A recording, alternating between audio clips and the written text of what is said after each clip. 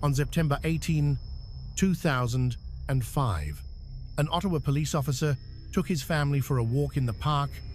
In the middle of a quiet trail, he stopped suddenly. A pungent stench wafted through the autumn wind, a smell he recognized immediately. The smell of death. He followed the trail, deep into the bushes, and there, just a few dozen feet from the trail, under a hastily covered layer of leaves, was a half-decomposed body. It was naked, its clothes gone, and its face unrecognizable. It was Jennifer Teague, the 18 years old, who had disappeared just over a week earlier. On her way home from a night shift, the terrible truth was revealed. Jennifer was no longer alive, and this was no accident. She had been murdered by someone still at large, possibly in the very neighborhood her family had thought was the safest. Now Ottawa was gripped by fear, and one haunting question spread through every home. Who killed Jennifer Teague? And how had a predator been walking freely among them, unseen until it was too late?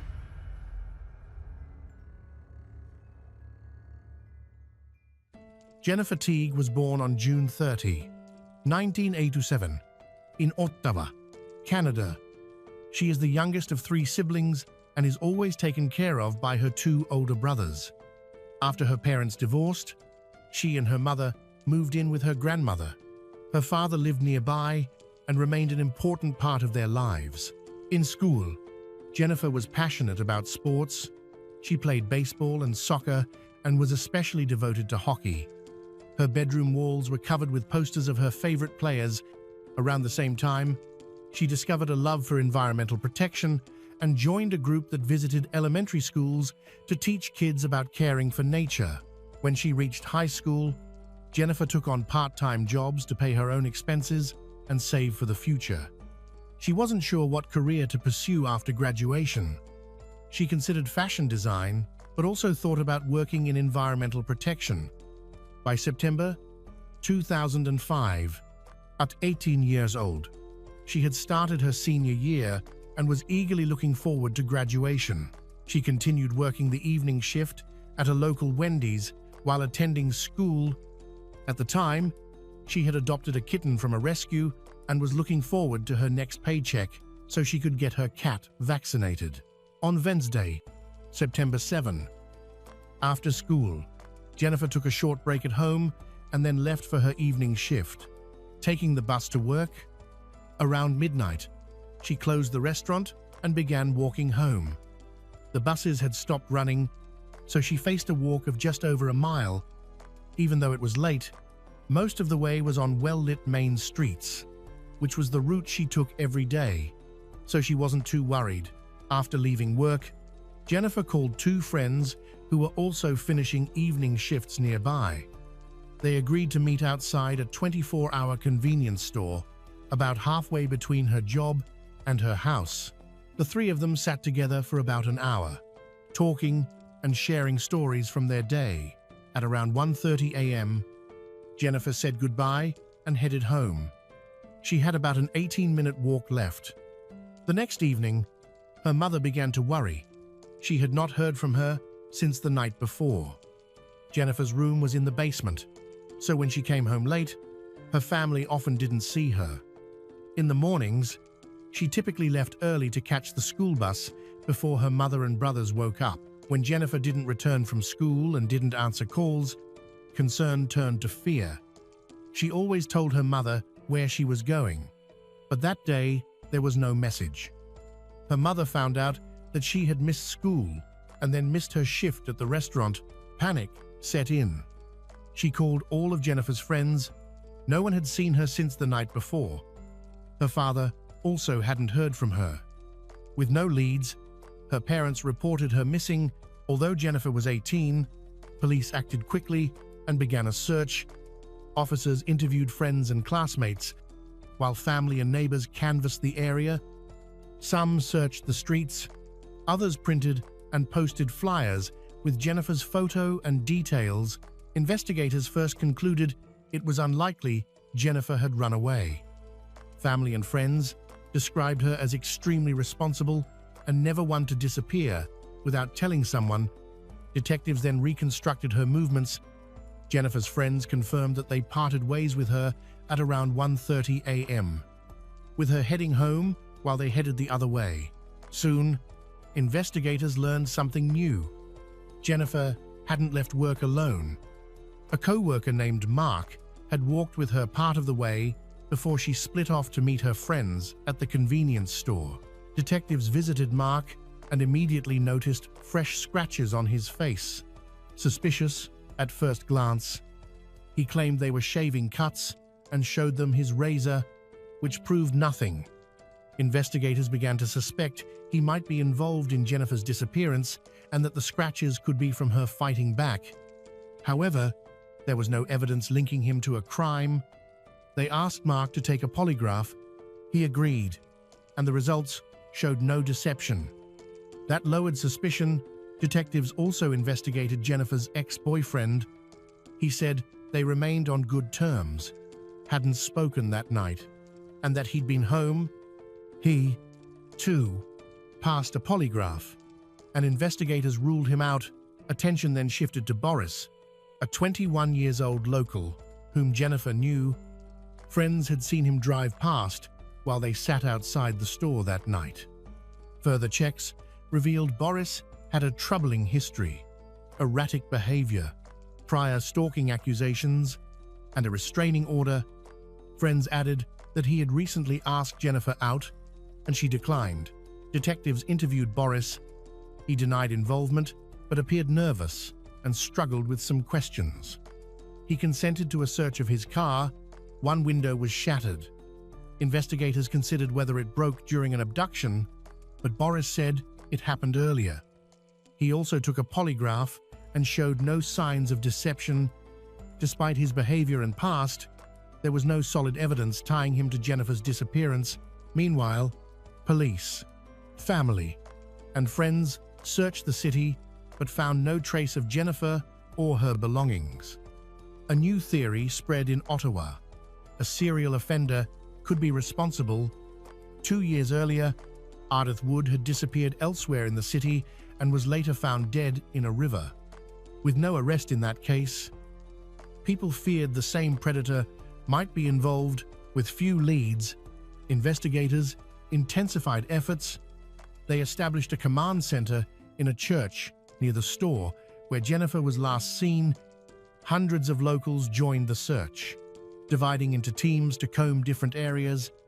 Police used search dogs, helicopters with heat sensors, and conducted door-to-door checks along Jennifer's route home.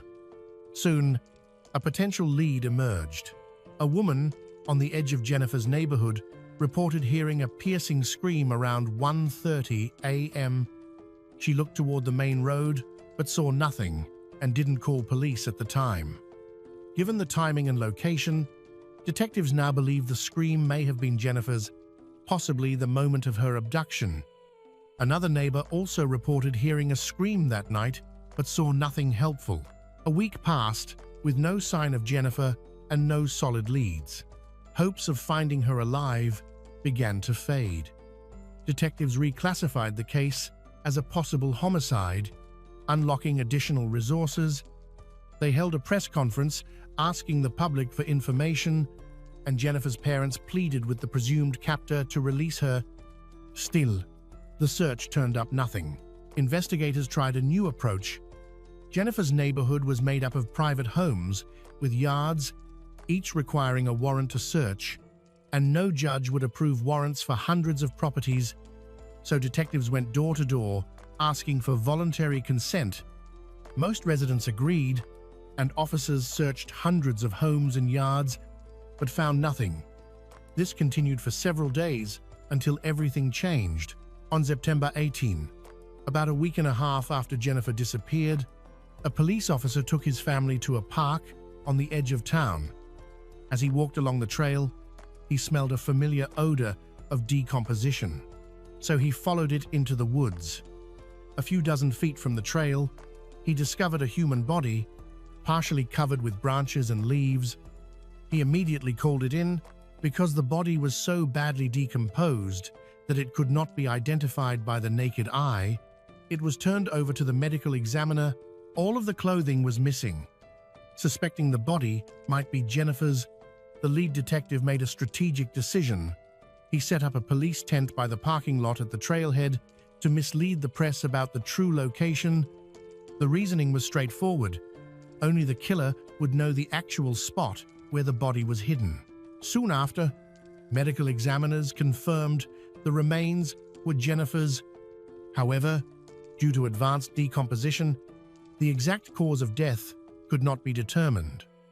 The sample was sent to a lab in Toronto for further analysis, but the results remained unchanged. One thing is certain, this was no accident. This was a murder. Police again appealed to the public, releasing dozens of surveillance images from the convenience store where Jennifer had been with friends the night she disappeared.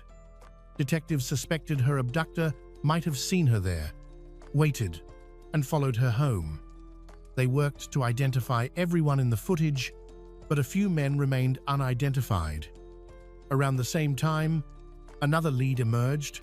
After news of the body spread, a witness said he had been walking through the same park in the early morning hours of September 8. He clearly remembered seeing a man standing near the trail entrance and described him in enough detail for police to draw a sketch. Detectives believed this man was likely the killer and hoped someone would recognize him, but the sketch was vague and could resemble many people. It generated another wave of tips, all of which led nowhere. Things got even more complicated when two different men confessed to Jennifer's murder. A closer look revealed that both were liars and that they had no reason to commit the crime. They were just looking for attention. From then on, the case was almost dead. The clues were thin, and the police still lacked the evidence to get any closer to solving the case. Later, investigators learned that the murder of Ardith Wood, killed 2 years earlier, had been solved. The suspect was a local man, and detectives checked whether he might also be responsible for Jennifer's death. It was quickly confirmed he was not in the city when Jennifer was abducted. Ruling out any connection, by early 2006, detectives made additional public appeals, but nothing panned out. Then, on June 9, an unexpected call came in from a local hospital. Staff reported that a man had run into the street completely naked, shouting that he had killed Jennifer Teague. Police rushed to interview him, and he confessed. There was a major issue. Toxicology showed he had taken 5 times the typical dose of hallucinogenic mushrooms. Once sober, he claimed no memory of the confession and denied involvement. He said he knew about the case only from the news, and that on the night Jennifer vanished, he was at a friend's house playing video games.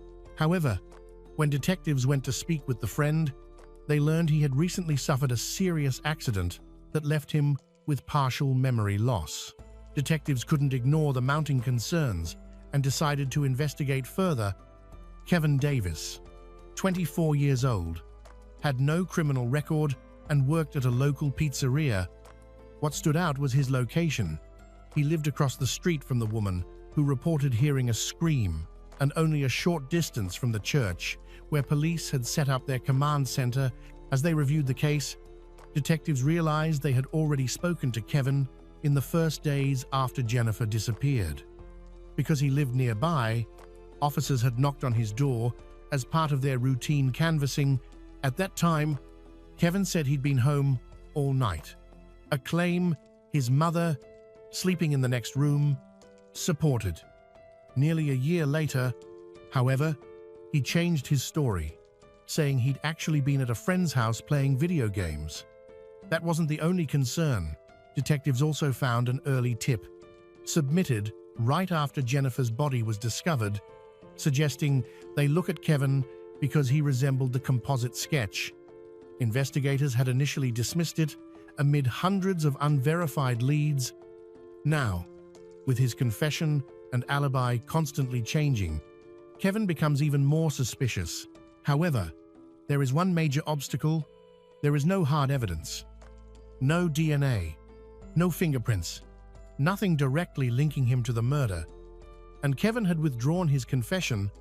With the case stalled, detectives wondered how they could ever hold him accountable. For weeks, they re-examined files, explored new angles, and searched for anything they might have missed. Nothing clicked. They began to fear Kevin would never be arrested. Then, unexpectedly, everything changed. On June 26, just weeks after being released from the hospital, Kevin approached a neighbor and asked for help. When the neighbor asked what was wrong, Kevin told him to call the police because he had killed Jennifer Teague. He then went to a nearby store, saw a police officer, and calmly repeated the same admission. Police brought him to the station. This time, detectives were meticulous to prevent any retraction. They read him his rights and had medical staff test his blood for banned substance and alcohol. The tests came back clean. Only then did they start recording his confession. Kevin said he had harbored a deep resentment toward women for most of his life because he felt unloved. In the days before the murder, he began taking his mother's car at night, carrying a knife, rope, and a gag. He admitted he was hunting for a victim who met two criteria: young and defenseless. His plan was to kidnap someone, take her home, and abuse her. He said he finally decided to act after two personal setbacks: losing his job and the death of a beloved pet. On the night Jennifer disappeared, Kevin parked near the convenience store and noticed three girls outside, laughing and talking. He stayed out of the camera's view and waited for them to separate.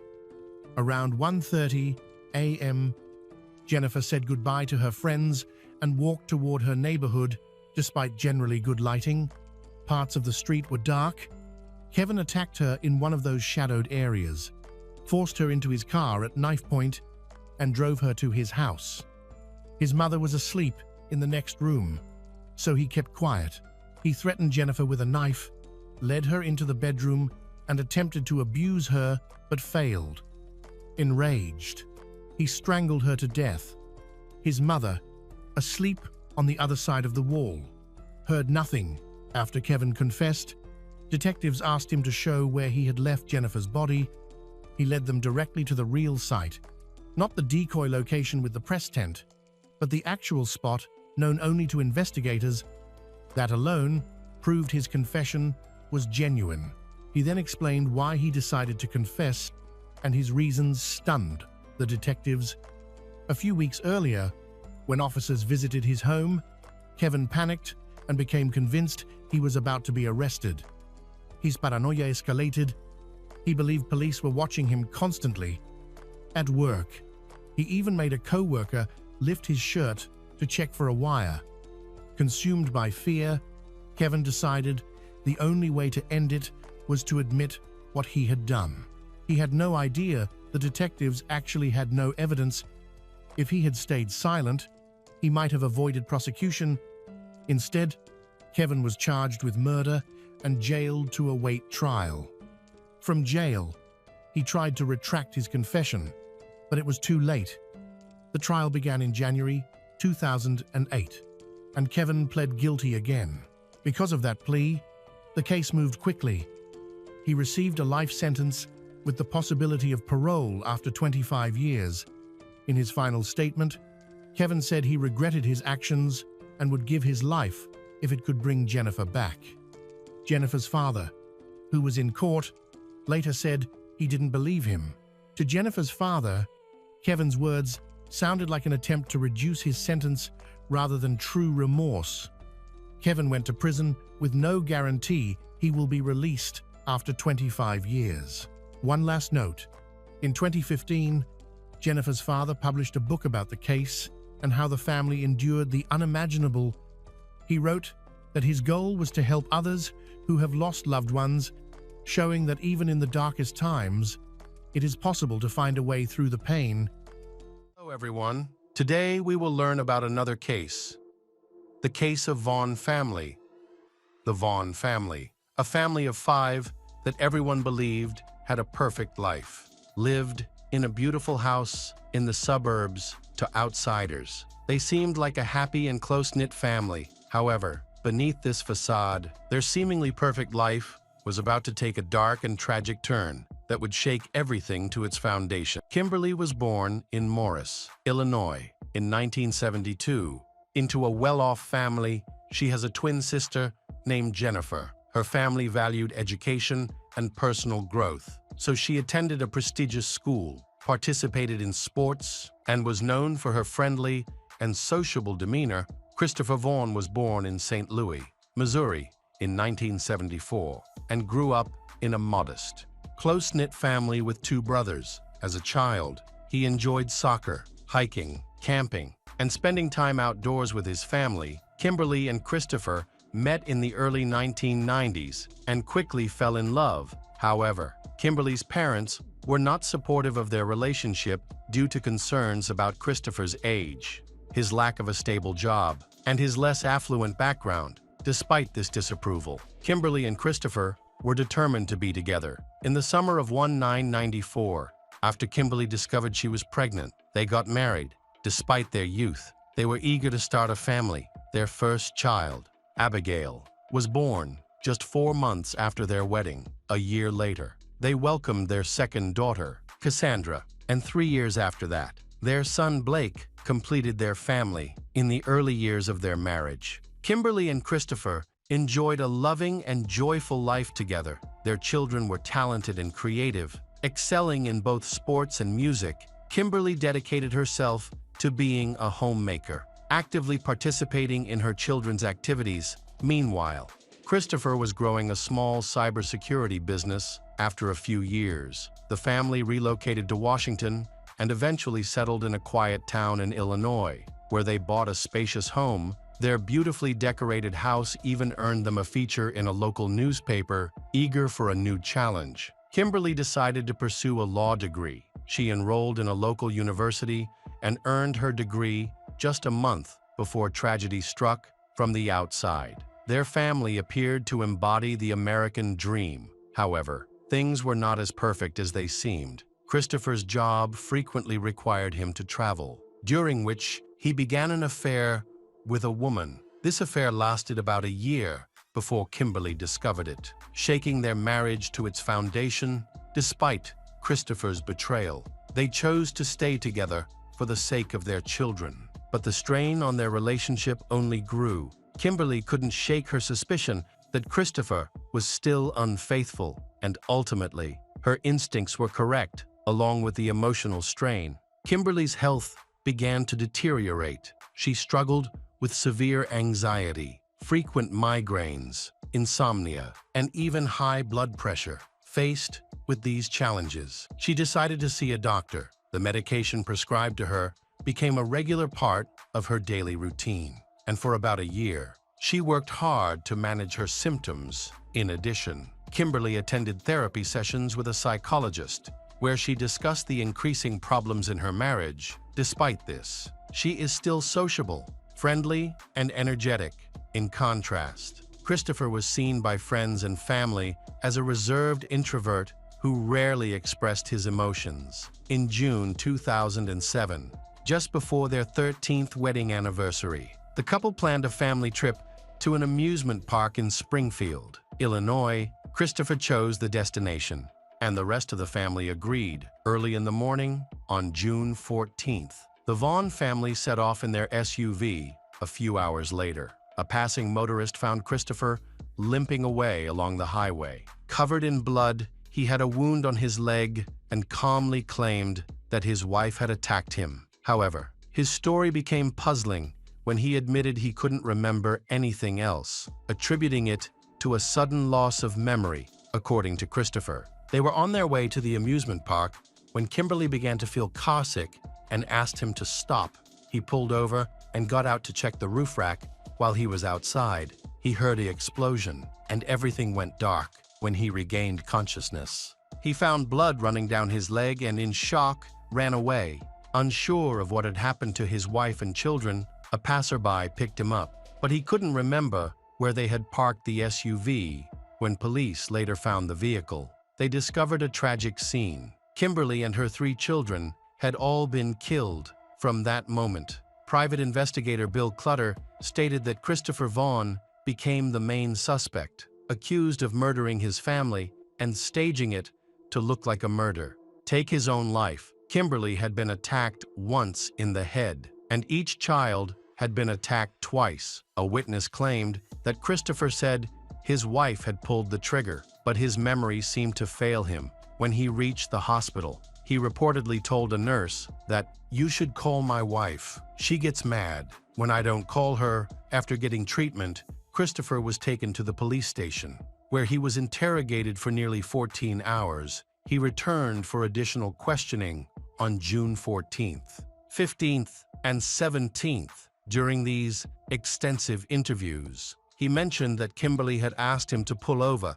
because she was feeling nauseous. He explained that he stopped his car near a cell phone tower to check the back tires. After securing the strap on the topper, he got back into the car and noticed his leg was bleeding. He insisted he had no memory of anyone attack him or his family. When detectives suggested that Kimberly might have attacked him, Christopher quickly defended her, insisting that she would never hurt the children. He maintained that he only found out he had been attacked when a doctor informed him at the hospital. He appeared genuinely confused, insisting that nobody else was present and that Kimberly didn't have a gun. So he couldn't understand how the attack had occurred. As the interrogation progressed, the detectives told Christopher that his family was alive and asked him to explain what had occurred at that moment.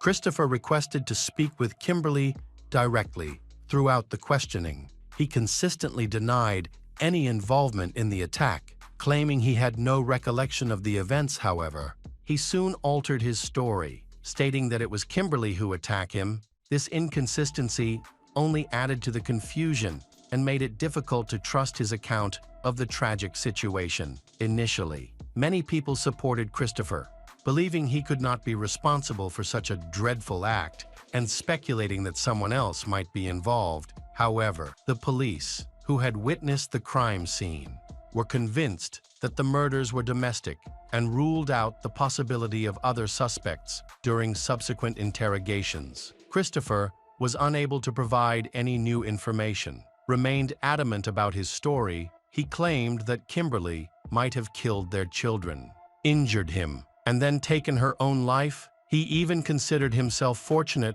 that the bullet had only grazed the soft tissue of his thigh. Avoiding any major blood vessels, he suggested that Kimberly's behavior was influenced by the medication she was taking and the strain in their relationship due to his infidelity. Christopher stated that his memory loss stemmed from shock, which also explained why he hadn't immediately alerted the authorities or emergency services from the outset. Investigators had been skeptical of Christopher's account. There was insufficient evidence to arrest Christopher at that time. The police continued their investigation, seizing Kimberly and Christopher's laptops and searching the family home.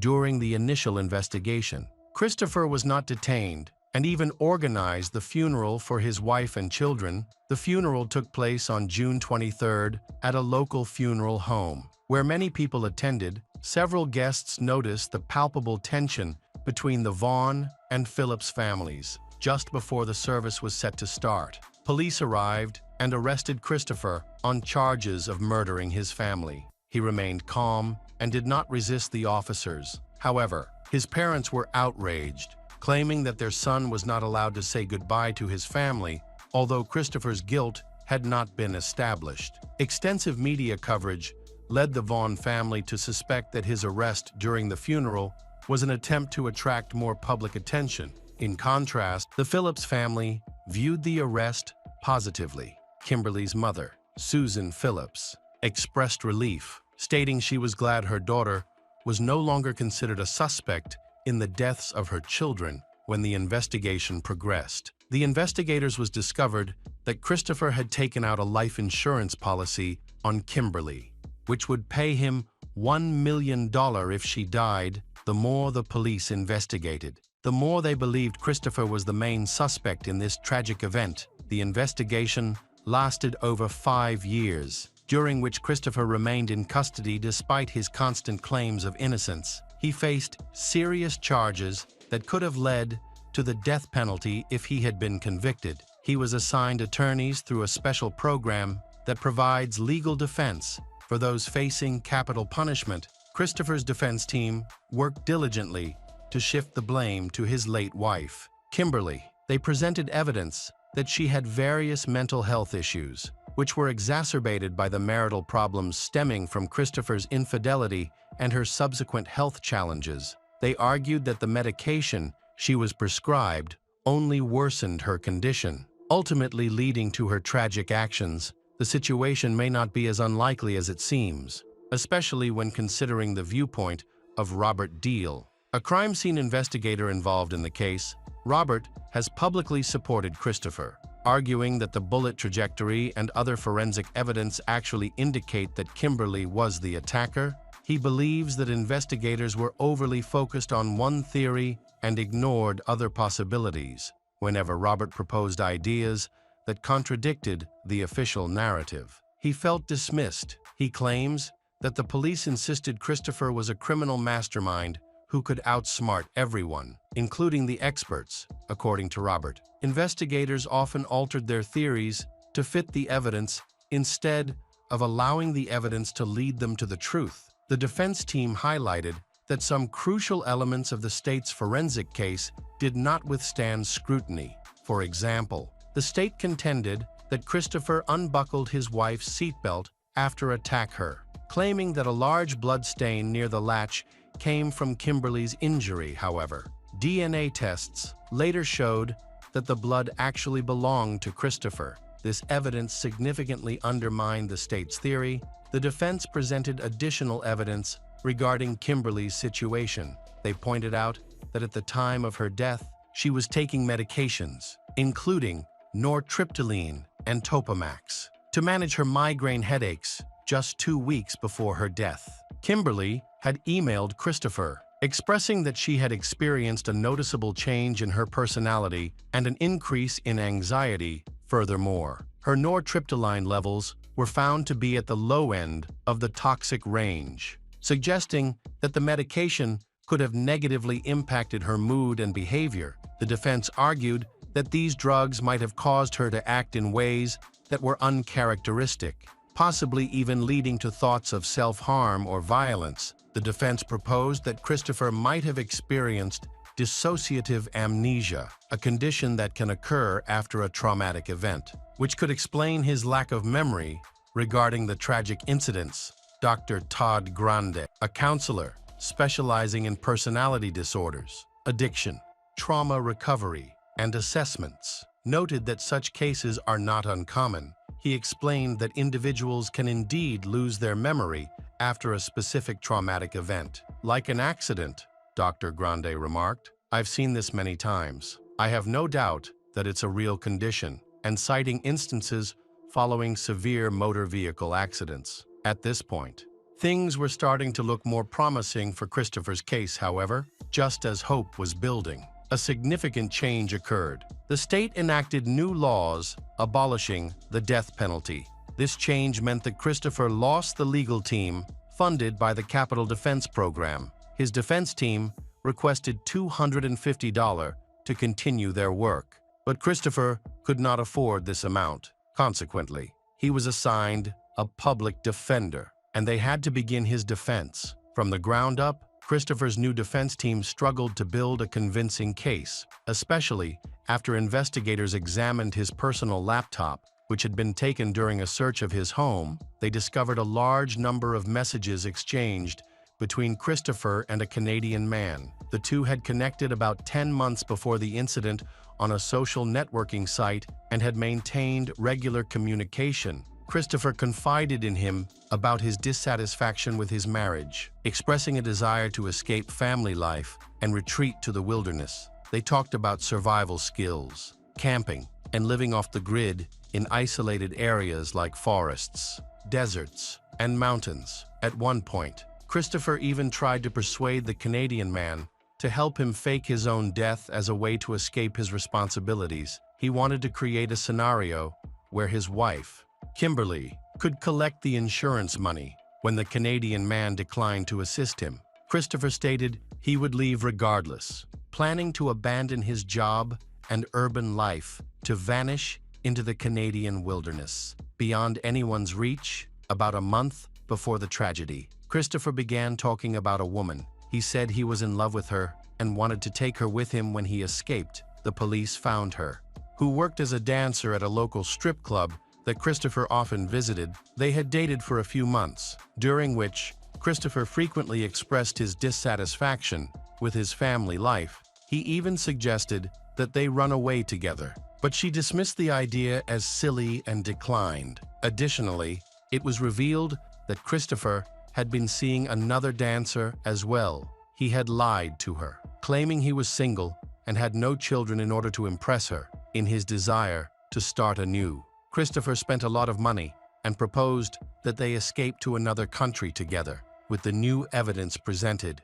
Christopher could no longer deny his involvement, especially after significant changes were made to his defense team. The trial of Christopher Vaughn began in the fall of 2012 and quickly attracted media attention. Throughout the trial, compelling evidence emerged. Christopher had purchased a weapon shortly before the tragic incident and had practiced at shooting ranges multiple times. Including the night before the family trip, forensic experts determined that the bullet wound on Christopher's thigh was inflicted at nearly point-blank range, contradicting his claim that his wife, Kimberly, attacked him while he was outside the car and she was inside. Another critical piece of evidence came from bloodstains found on Christopher's clothing. Prosecutors argued that if Christopher had genuinely left the car before any violence occurred, there would be no reason for his wife's or children's blood to be on his clothes. Even more incriminating was the absence of Kimberly's blood on the murder weapon or on her hands, which would have been expected if she had attacked herself in the head. Instead, investigators found a drop of Christopher's blood on Kimberly's thumb, indicating she had been in close contact with him after he was injured. Further examination of Christopher's work computer revealed even more damaging evidence. He had researched methods for staging a crime scene. This information painted a clear picture of his involvement in the brutal murders of his wife and children. Kimberly's doctor was an important witness in the trial, stating that despite being prescribed medication for insomnia, headaches, and high blood pressure, Kimberly had never shown any desire to harm herself or others. The defense tried to challenge this evidence, but the jury ultimately found Christopher Vaughn guilty of the brutal murders of his entire family. He received 4 life sentences, 1 for each family member, without the possibility of parole. Shortly after the sentencing, Christopher made an unexpected claim that he had clearly remembered the details of that tragic day and had never actually lost his memory. He stated that the gunshots occurred after he got out of the car and that he then saw the bodies of his children. According to him, his wife attacked him in the leg while yelling that it was all his fault before turning the weapon on herself to end her life. This new account was deemed ridiculous and did not affect the jury's decision, despite the significant evidence against him. Christopher's parents continued to advocate for his innocence publicly. For years, they appeared on talk shows, gave interviews, and managed blogs and social media accounts that depicted their son as a victim of a troubled marriage. They also blamed Kimberly's family, claiming her relatives never accepted Christopher and made his life difficult from the start. The Vaughn family submitted multiple petitions seeking clemency, hoping for Christopher's acquittal or a reduced sentence. Many of these petitions went to the state governor, who, after reviewing the case, stated he found no reason to question the court's decision. The governor noted that murdering a family member is among the most egregious crimes and assured there would be no leniency in this case. With all this information, is Christopher really the killer? Official reports said the weapon wound was in the thigh, very close to the genitals, and could have been fatal. However, he also attempted to escape to the wilderness without his wife, a detail that could suggest a possible motive. Furthermore, while in prison, Christopher reportedly wrote a 140-page notebook focused on his life, but he didn't mention his wife or children. Instead, His writing centered on his relationships with other women, which seems strange. Hello everyone. Today we will learn about another case. The case of Barbara Maybe Abel. There are books and films that help teach ways to confront criminals and appropriate behavior during kidnappings or critical situations. However, reading about these scenarios and actually experiencing them are two different things. Barbara Abel fully realized this when one of the most dangerous criminals in the U.S. showed up at her doorstep.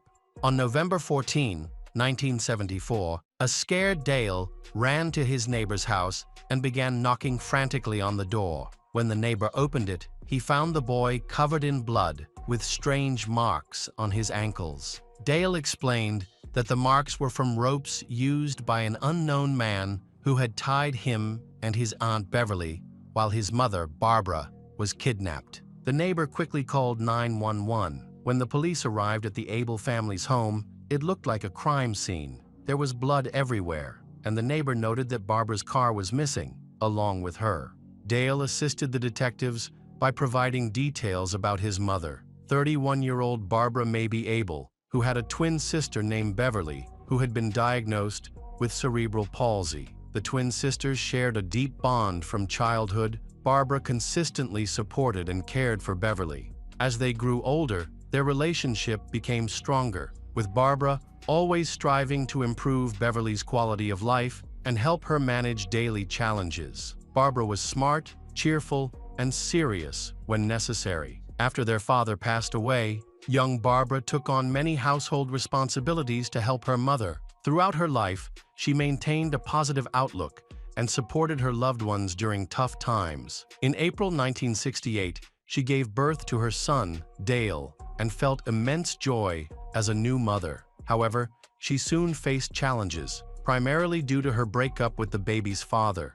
Their disagreements had begun about a year before Dale was born. Although they hoped Dale would help resolve their issues, things only got worse. Ultimately, Barbara chose to raise her son as a single mother, later reflecting that this was the right decision for both of them, as it allowed her to create a stable environment for herself and her child. Unfortunately, the family faced a series of challenges. In May 1974, their mother passed away from an illness, leaving them in shock. It felt as if their world had collapsed. Their family had always been very close, so their mother's death deeply affected both Barbara and Beverly. Despite their grief, they tried to maintain a normal environment for the younger generation. Barbara worked diligently, writing and taking a job at a radio station, while Beverly managed household chores. They lived in a modest home in Palm Beach, Florida, and surrounded 6-year-old Dale with love and care, gradually recovering from this tragedy. On November 14, 1974, it seemed like an ordinary day for the Abel family. Beverly assisted Barbara in getting ready for work, and Dale was preparing for school. After dropping Dale off, Barbara went to the radio station where she worked as a news editor. Around noon, she tried to call Beverly, who was at home, but there was no answer. This was strange because Beverly never missed calls. She was always eager to talk, but this time she didn't even call back. Initially, Barbara thought her sister might have fallen asleep and didn't think much of it, so she continued with her work. After leaving the radio station around 5 p.m., she picked up Dale and headed home, expecting to see her sister there. As soon as they entered, she called Beverly, but there was no answer. Barbara asked her son to find his aunt, thinking she might have been listening to music and hadn't heard them come home. While Barbara went to the kitchen, she felt a sudden and intense fear that sent a chill down her spine. It was a deep, instinctual dread, and in that moment, she heard a voice say, "Don't turn around or I'll attack."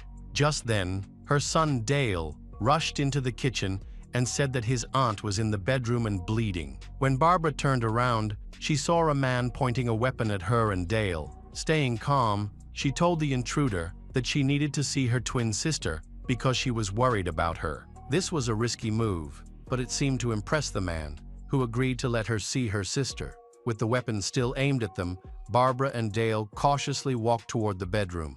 trying to keep Dale away from the armed man. Beverly was in the bedroom, lying on the bed with a gag in her mouth, crying. Barbara kissed her sister and whispered that everything would be all right. Barbara noticed that Beverly was undressed under the blanket. Unable to hold back her feelings, she confronted the attacker, questioning whether he had abused Beverly. He responded with laughter, claiming he had attempted to assault Beverly but had failed. His cruel smile and taunting words sent another chill down Barbara's spine. Following this, she tried to bribe the assailant. She revealed that she had a significant amount of money at home and was willing to give him her car keys. In return, she pleaded with him to leave them alone and not to harm them. The stranger, however, expressed his desire to take her child and reach for the boy. Barbara firmly declared that she would never give up her son and instead offered to take Dale's place. The man agreed. The assailant identified himself as Paul John Knowles and claimed he had just escaped from prison, stating he had no plans to return. He warned Barbara that he wouldn't harm her as long as she followed his orders exactly. Although Barbara knew he was lying and likely wouldn't let her go easily, she felt she had no good options left. Her primary concern was the safety of her son and her injured sister, who needed help. However, Paul was determined to keep them as hostages to buy time for his escape. He tightly bound Dale's and Beverly's hands and feet on the bed. Barbara was horrified at the thought of leaving her loved ones in such a vulnerable state, but she realized that any resistance could endanger their lives. Throughout this terrifying situation, she remained calm, speaking to her family as if everything was normal, reassuring them that it would all be over soon and that they would be all right. This approach worked. She managed to soothe her child and keep the kidnapper from becoming agitated. Barbara emphasized that they should not provoke Paul, as she had no way of knowing his true intentions. Her goal was to lead the attacker far away from her home and loved ones, then find a way to escape and alert the authorities. Paul accepted the offered money and car keys. He pointed the weapon at Barbara, then got into the car and drove away. Throughout this time, Barbara was primarily concerned about her family. More than 30 minutes later, Dale escaped and sought help. The police responded to the call. They found an abandoned car near the house, which was the vehicle used by the kidnapper. The car was registered in one state, but its license plate had been stolen from another location. Investigations revealed that the car had been stolen from a man named William Bates a couple of months earlier.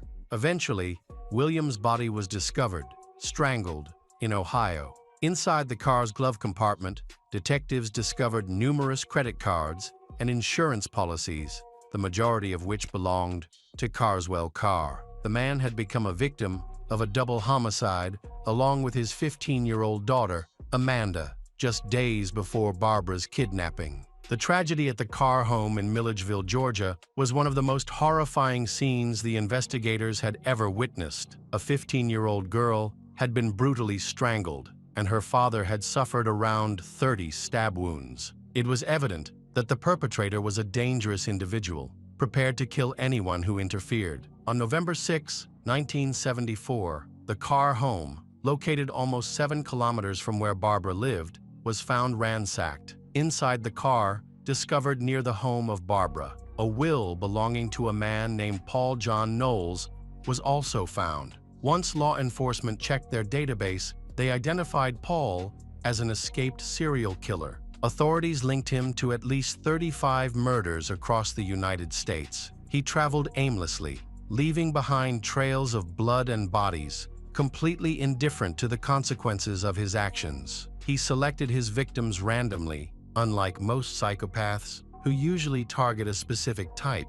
He took lives with the same pleasure, whether the victim was a child or an adult. He left behind a lot of evidence, but there were no hints about his next actions. Meanwhile, Barbara and Paul were driving Barbara's car when he discovered he was wanted by the police. He forced Barbara to change the radio station. She complied and noticed that he seemed to expect the news to be on all channels, while others remained quiet, which frustrated him. At that moment, she was still unaware of his true nature. Suddenly, he confessed to having killed several people. This made Barbara uncomfortable, so she tried to change the topic to distract him from his violent past by discussing the weather, movies, or anything unrelated. Despite her attempts, he continued to casually mention his killings. Barbara began to act flirtatiously, realizing that her femininity might be her only chance for escape. Barbara decided to try to win him over. She called him sweet and offered him a cigarette. When Paul asked why she was being so nice, Barbara replied that she didn't believe he was a bad person, and even said he reminded her of the famous actor Robert Redford. This seemed to work. After the comparison, Paul became much more responsive, calm, and easier to talk to. They continued their conversation as if nothing bad had happened, as if they were simply on a date. Paul asked Barbara what she did for a living. She replied that she was a news editor on the radio and dreamed of writing a book. This excited Paul, who seemed genuinely interested in her ambitions, especially the idea that she could write a book about him. He expressed a desire to become famous, mentioning that he wanted the book's proceeds to go to his mother, but he didn't specify how he planned to achieve that fame. He repeatedly claimed to have killed many times. Although she was terrified, Barbara tried to hide her fear and remain calm. At one point, she realized that her only chance to escape was to push Paul out of the moving car, but she couldn't summon the strength or courage to do it. Barbara understood that if the investigators discovered who she was with, they would likely conclude that she was already dead. Paul was a ruthless predator with an insatiable thirst for killing. He was unpredictable and armed, which made him extremely dangerous. The most frightening aspect was that they were in an unknown location, and she had no idea where Paul was taking her. The detectives discovered that he was traveling between different states, often switching cars, and that his attacks consistently resulted in death. Occasionally, he took hostages, all of whom ended up dead. The chances of Barbara surviving her abduction were deemed very slim, but her family and friends refused to give up hope. They believed she could still be found alive. Law enforcement officials realized they had to act quickly because with every minute that passed, the likelihood of rescuing Barbara decreased. A search perimeter was set up on the roads in West Palm Beach, along with checkpoints. Authorities announced plans to intercept the suspect, Paul, focusing on Barbara's distinctive golden vehicle. However, detectives were unaware that they were too late. Paul had already taken Barbara beyond the checkpoints.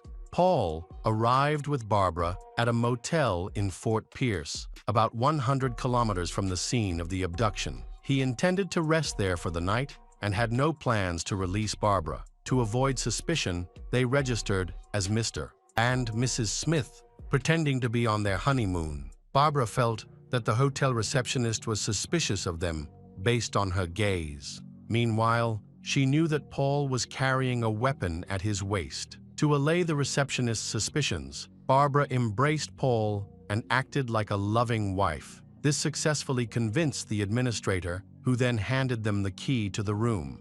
As soon as they entered the room, Paul ordered Barbara to take off her clothes. Barbara felt scared and protested, saying she was too tired, but Paul ignored her and insisted she comply. While the criminal was trying to do his dirty deed, she thought of everything that came to mind about her son and sister in order to detach herself from what was happening, but at first, she couldn't manage it. Paul grew frustrated and angry, becoming aggressive toward her. Sensing his loss of control, Barbara calmly asked him what he was trying to accomplish, which helped ease his anger momentarily. However, he later abused her.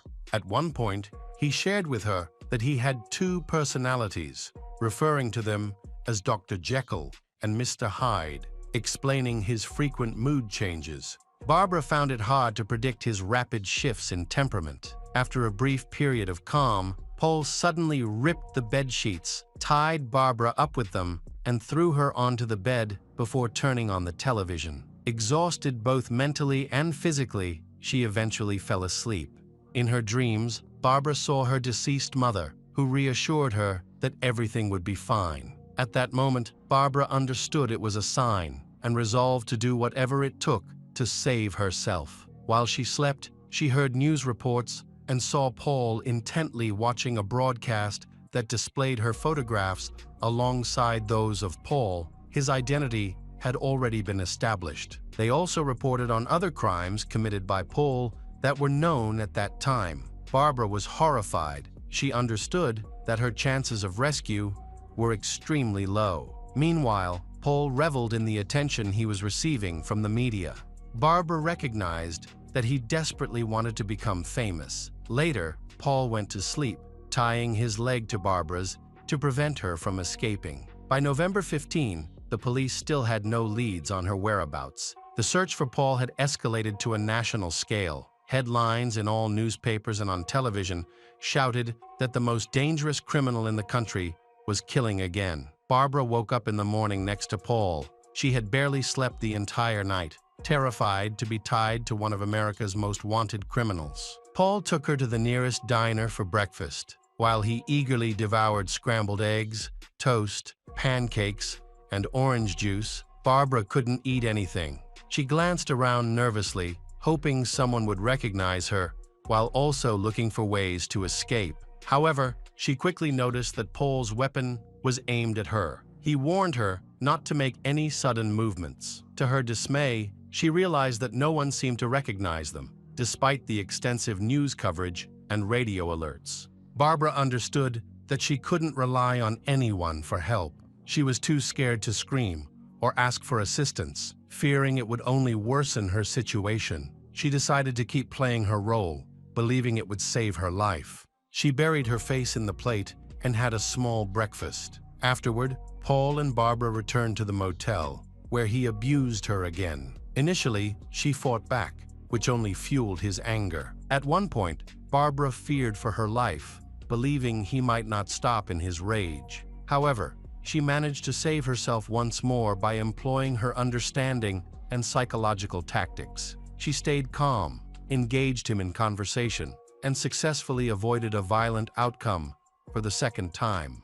During their dialogue, Paul mentioned that he wanted to get to know Barbara before everything changed, clearly referring to his criminal actions. Thus, she realized that she had found a way to connect with him, and her chances of a positive outcome immediately increased. Later, Paul tied her to the bed again and stepped out to make a phone call. Barbara struggled to free herself, but was unsuccessful. Then she noticed a key on the nightstand. It appeared that Paul had hastily closed the door and locked it. Oddly, it seemed as if he had done this intentionally, perhaps to protect her from himself.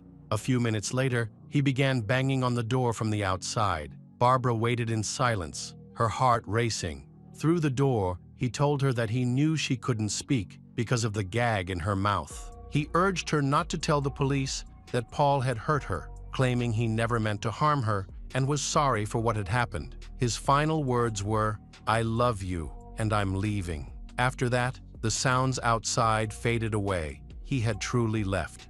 At first, Barbara was too scared to move. She didn't scream or call for help, fearing he was still outside, waiting for a reason to hurt her. She wondered if he had said those things to test her, as if she needed to prove something.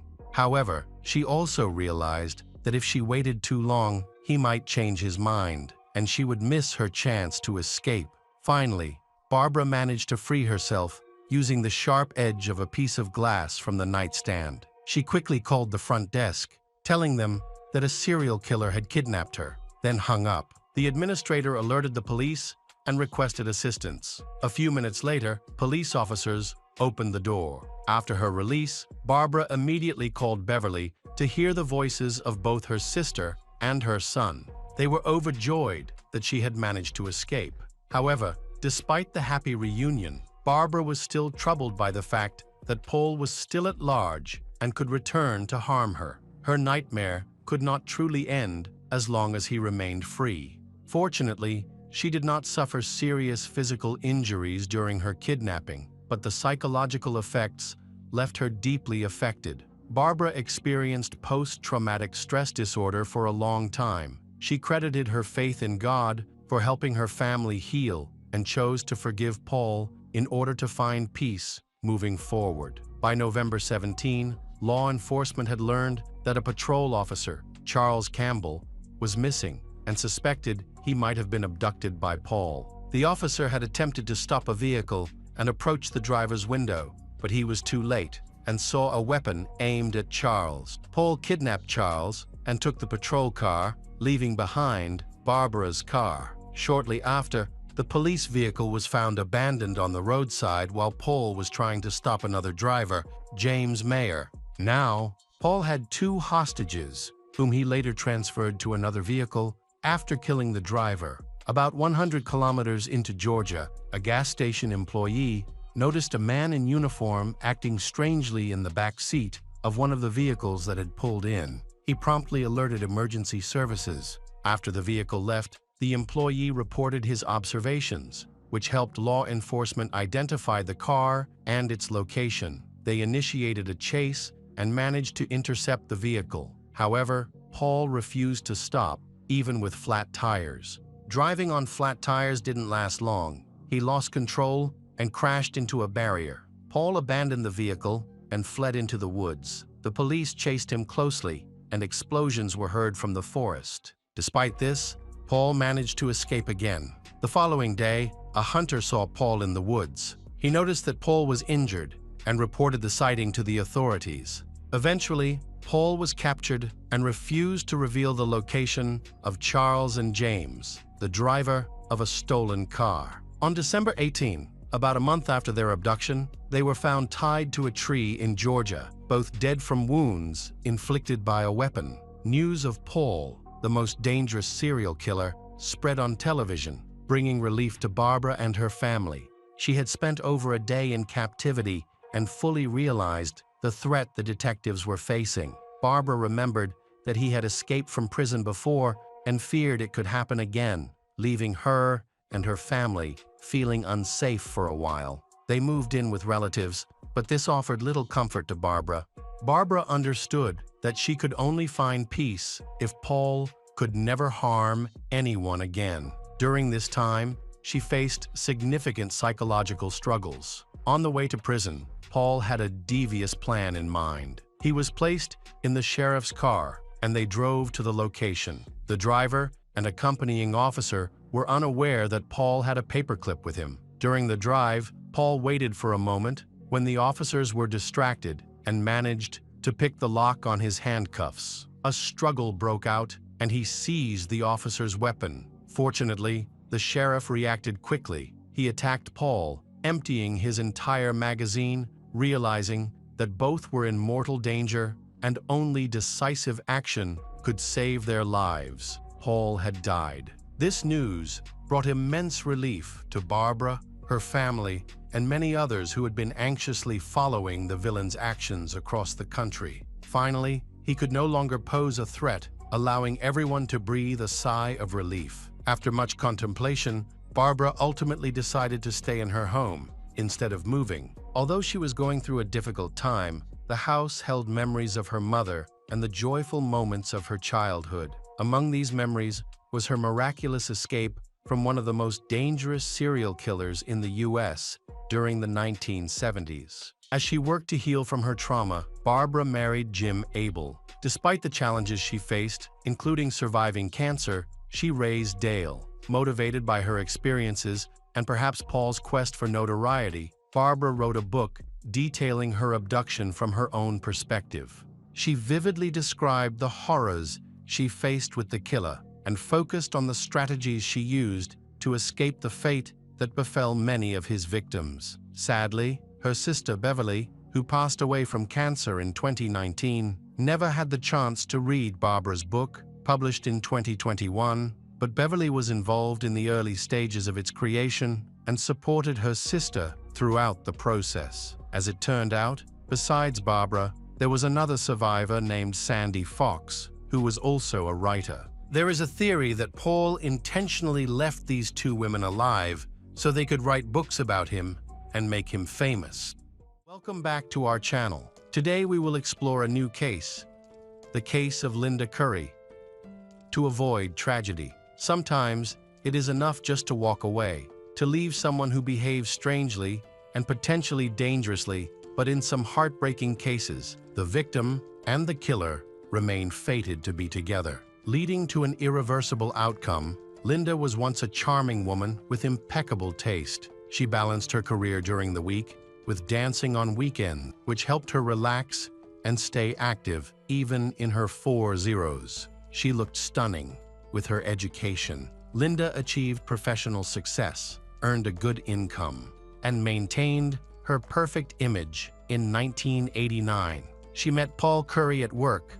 Paul quickly impressed Linda with his intelligence. Their relationship gradually developed into marriage, which took place on September 12, 1992, in Las Vegas. Compared to the accomplished Linda, Paul seemed rather ordinary, leaving many to wonder why such a successful woman was attracted to him. Although Linda spoke of him with admiration, their friends felt the couple lacked harmony. Paul was short and not particularly noticeable. Except for his intelligence, he lacked wealth and career success, which he often attributed to his age.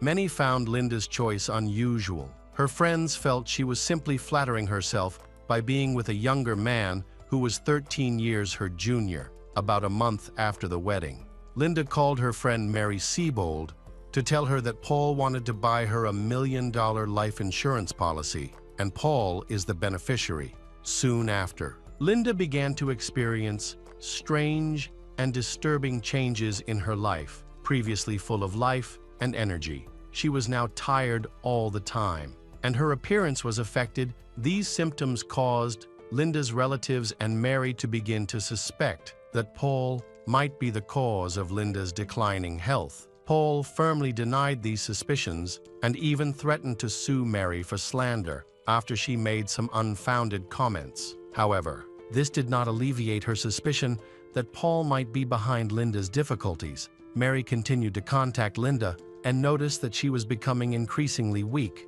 sensing that something was wrong. Mary advised Linda to leave Paul, believing that he could be a threat. However, Linda insisted that Paul was not the cause of her health problems. She often spoke highly of Paul, describing him as a loving and devoted husband who showed his affection through compliments and romantic gestures. Linda believed that her problems could stem from the stress of her job rather than her relationship. Despite seeing doctors regularly, Linda's health continued to worsen. The medications prescribed had no noticeable effect. Back in the 1960s, when Mary and Linda worked at a nuclear power plant, Linda was known for her impeccable fashion sense, and Mary was often surprised by how she maintained her figure despite enjoying food. During their regular meetings at work and outings, the two women formed a strong bond, sharing everything about their lives. Mary admired Linda's exceptional taste as she skillfully matched outfits, shoes, bags, and accessories. Mary and Linda shared a passion for fashion and beauty. They were also ambitious, career-focused individuals determined to succeed in their respective fields. Linda advanced quickly in her career. She started as a secretary and eventually became a manager with her own office. Linda had been married twice, but had ended both marriages. Afterward, she began a long-term relationship with an insurance agent named Bill Sandretto. They dated for over 8 years, but they never chose to get married. Primarily because Bill valued his independence, Linda and Bill went through multiple breakups during this time, but they always reconciled since the 1980s. Linda has become the head of the department and started earning a good income. Linda was enthusiastic about spending money, but she made an effort to avoid impulsive purchases. She managed her budget well and planned to make several major purchases. In addition to maintaining her fashionable appearance, she bought a car and a spacious house in San Clemente, California. This house was the dream home she had envisioned for many years. Finally, she was able to buy it for herself, marking a significant milestone that confirmed her success. This achievement filled Linda with pride. In early 1989, around the time of Linda's 45th birthday, her relationship with Bill came to an end. Paul, a consulting engineer hired at her company, frequently encountered her. He had a background in nuclear engineering and was a young professional with experience in power plant safety organization. However, he was seen as somewhat eccentric and quickly earned a reputation for being selfish and arrogant. His behavior was often deemed unacceptable, and he used his intelligence as an excuse for it. While Paul was indeed intellectually gifted and outperformed many of his colleagues based on his achievements, he also claimed to have won $26 in the lottery on his first try, which he attributed to careful calculation. Additionally, he belonged to an international community of high IQ individuals and often showcased his certificates. However, aside from that, he lacked any notable accomplishments. Paul was intelligent and charming, which impressed his boss, Linda, who quickly fell in love with him after 3 years of dating. They decided to marry. Fulfilling a long-held dream of Linda's, Linda often described their relationship as very loving, which seemed to justify her choice, even though she later confided to friends that there was no intimacy between them.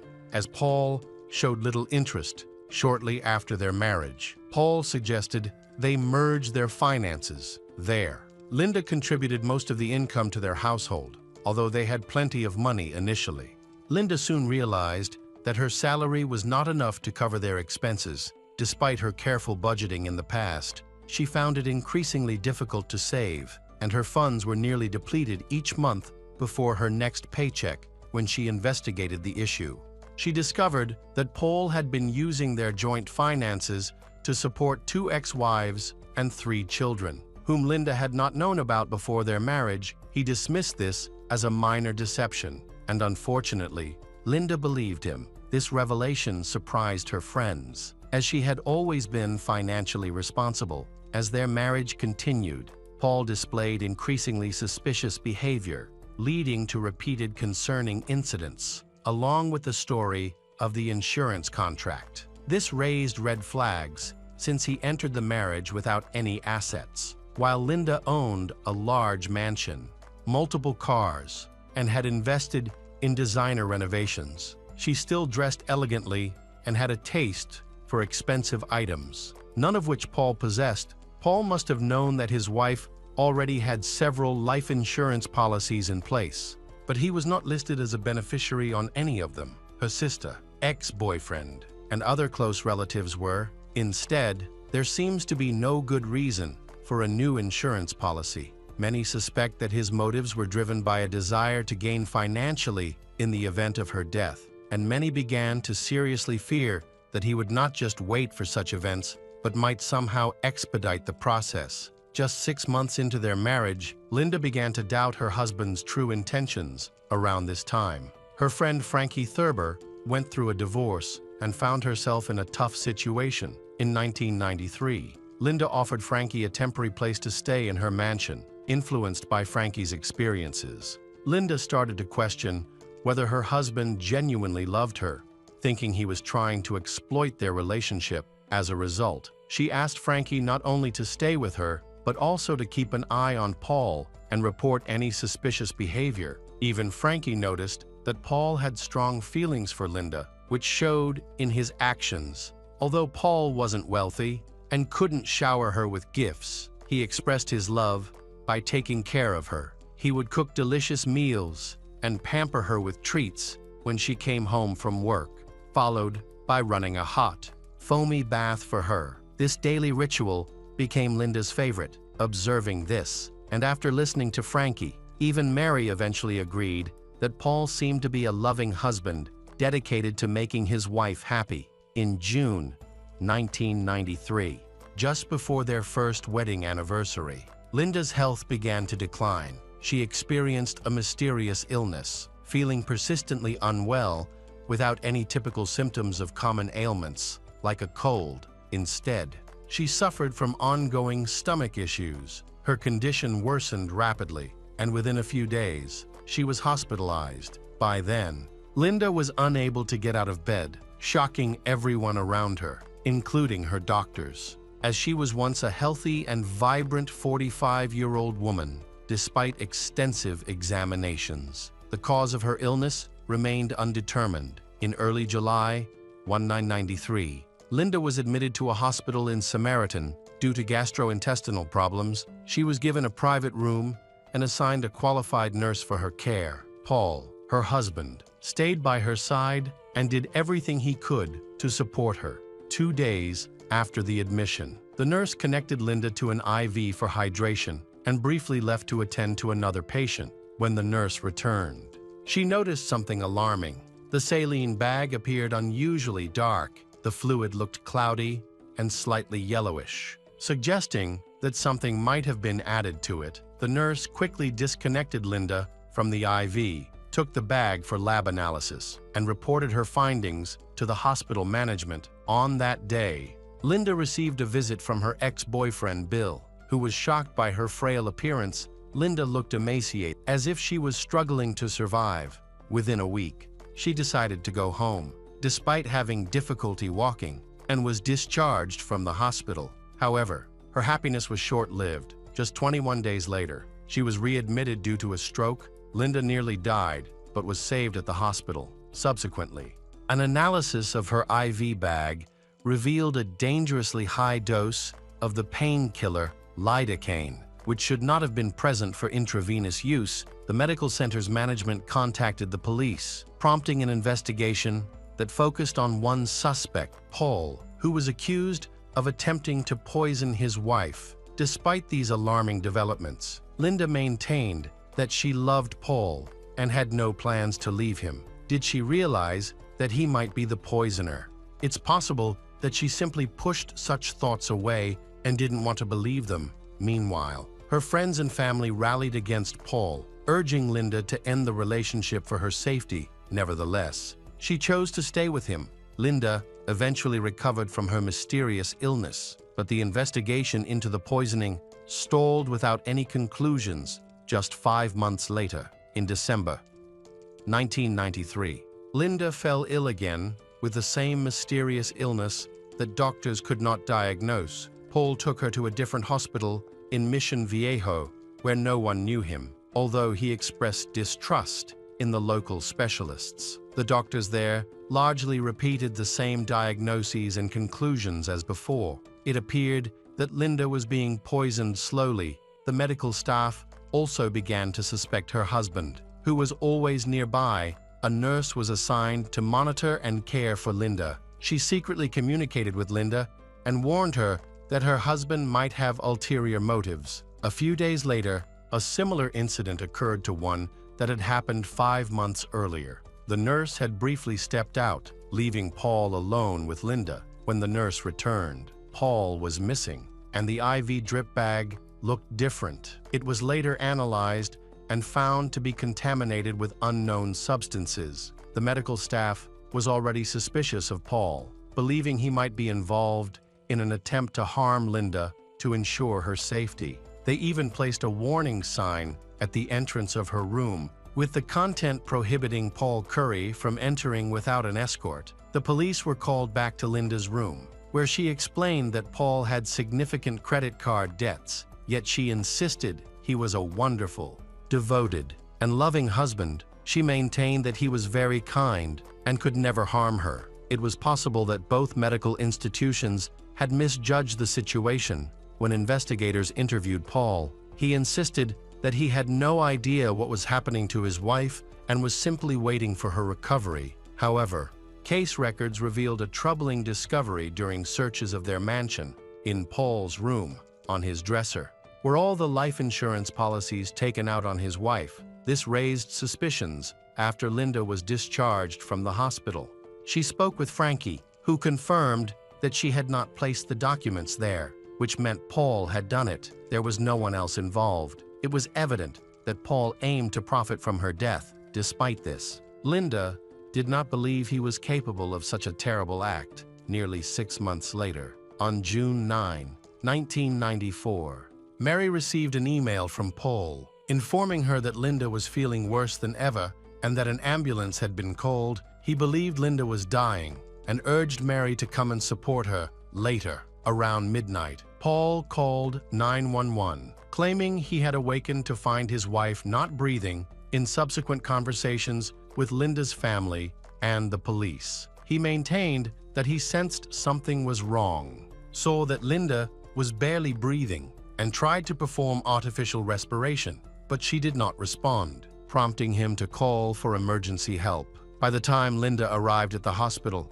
she had already died. Paul appeared to be a heartbroken widower, crying on the shoulders of Linda's family and friends, while they all quietly suspected him of murder. During the autopsy, the forensic expert found an unusual mark behind Linda's right ear, which they believed might be a sign of a syringe injection. A toxicology report later showed that Linda had a lethal amount of nicotine in her blood. This was particularly puzzling since Linda had never smoked. How could nicotine have entered her system? Consequently, her death was ruled a murder. But authorities found no evidence linking Paul to the crime. There were no syringes or needles at the scene, and the IV bags from previous cases did not have Paul's fingerprints. Meanwhile, Paul attempted to claim $1 million in life insurance from his deceased wife because he had previously successfully convinced Linda to purchase a new policy. Soon after Linda's death, it was discovered that she had handwritten a note,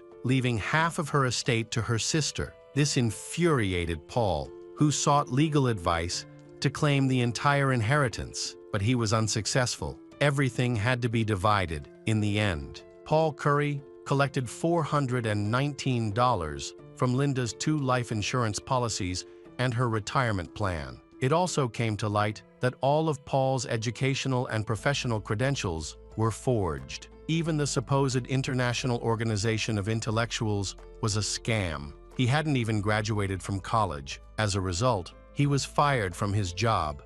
Now, these incidents were decided to be viewed in a new light. In 2002, the former state prosecutor retired, and a new one took over, showing immediate interest in Linda's case. At the time of Linda's death, he was still in law school, but he had since become the district attorney and was eager to make a name for himself. He was particularly intrigued by the media used to store evidence from the mid-90s, especially the extensive analysis of microcassette analysis. All conversations with suspects and witnesses had been recorded, including an interview with Linda conducted shortly before her death while she was in the hospital in August 19, 1993. During the investigation, authorities believed Linda was a victim of poisoning and sought to identify any potentially dangerous individuals in her life who might want to harm her. Mary quickly named one suspect, Paul Curry. He had the most significant motive. He stood to gain $1 million from insurance and ownership of his wife's property. The new prosecutor investigated the background of Paul and found that his entire life was based on deception.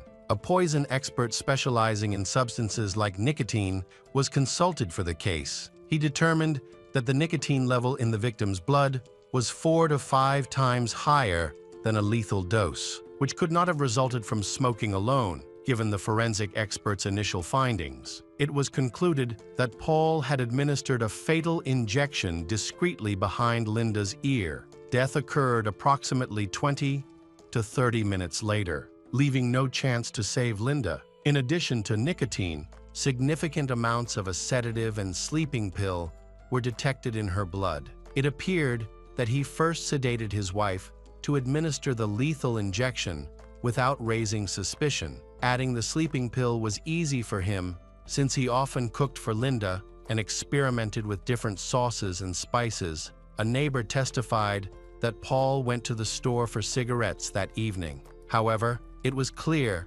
that Linda could not have absorbed such a high dose of nicotine even if she had smoked 5 packs. The nicotine must have been injected. After losing his job, Paul relocated to Kansas, where he remarried and had a son. He initially worked as a used car salesman and did well, but later grew bored and switched to being a building inspector. During this time, he had never broken the law and seemed to be a good family man and a respected member of the community. On November 9, 2010, Sergeant Schull questioned Paul Curry under the pretense of questioning him as a potential witness in an unrelated case. In reality, they aimed to discuss Linda's death. Paul, believing they were out-of-state police officers unfamiliar with him and his late wife, began talking freely when asked about his past relationships, without requesting any identification. To the officer's surprise, he shared a story that contradicted his earlier statements. This led to the decision to arrest Paul Curry for revealing too much information 16 years after his wife's death. Paul was finally held accountable. Unfortunately, justice did not hurry, and he did not appear in court until September 2014. During this time, he had spent all that time in jail. Paul faced charges of premeditated murder, which, according to state law, could result in life imprisonment without the possibility of parole. The defense attorney employed a typical strategy of denial, arguing that the prosecution lacked direct evidence connecting Paul to Linda's murder. The defense claimed that Linda had given herself a nicotine enema, supposedly based on someone's suggestion of this unusual treatment for her stomach pain. Meanwhile, the prosecution stated that a sedative was found in her blood. Noting that there was no prescription for it and that it wasn't provided by the hospital, they alleged that Paul had given his wife the drug to sedate her before the murder. The prosecution also claimed that Paul was the only person in Linda's life with a serious motive and had been alone with her for at least 6 hours prior to her death, clearly having done something to her, as there was no one else who could have done it. After both sides presented their arguments, the jury went into deliberation, which lasted a day and a half. As a result, Paul Curry was found guilty of first-degree murder with the intent to profit, and he was sentenced to life in prison. Paul never admitted his guilt, so the exact circumstances surrounding Linda's death remain a mystery. Hello again, true crime fans. We've got another mysterious case to explore: the case of Abby Hernandez.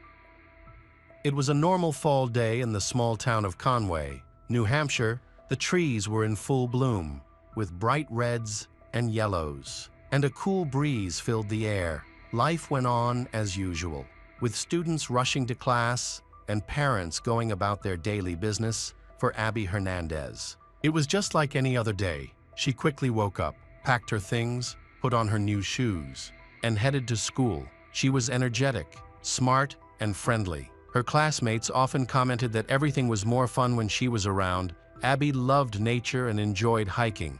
No one could have guessed that these hikes would lead to a nightmare that would change her life forever. That night, Abby didn't come home, and the whole town was in chaos, wondering how such a cheerful and responsible girl could have disappeared.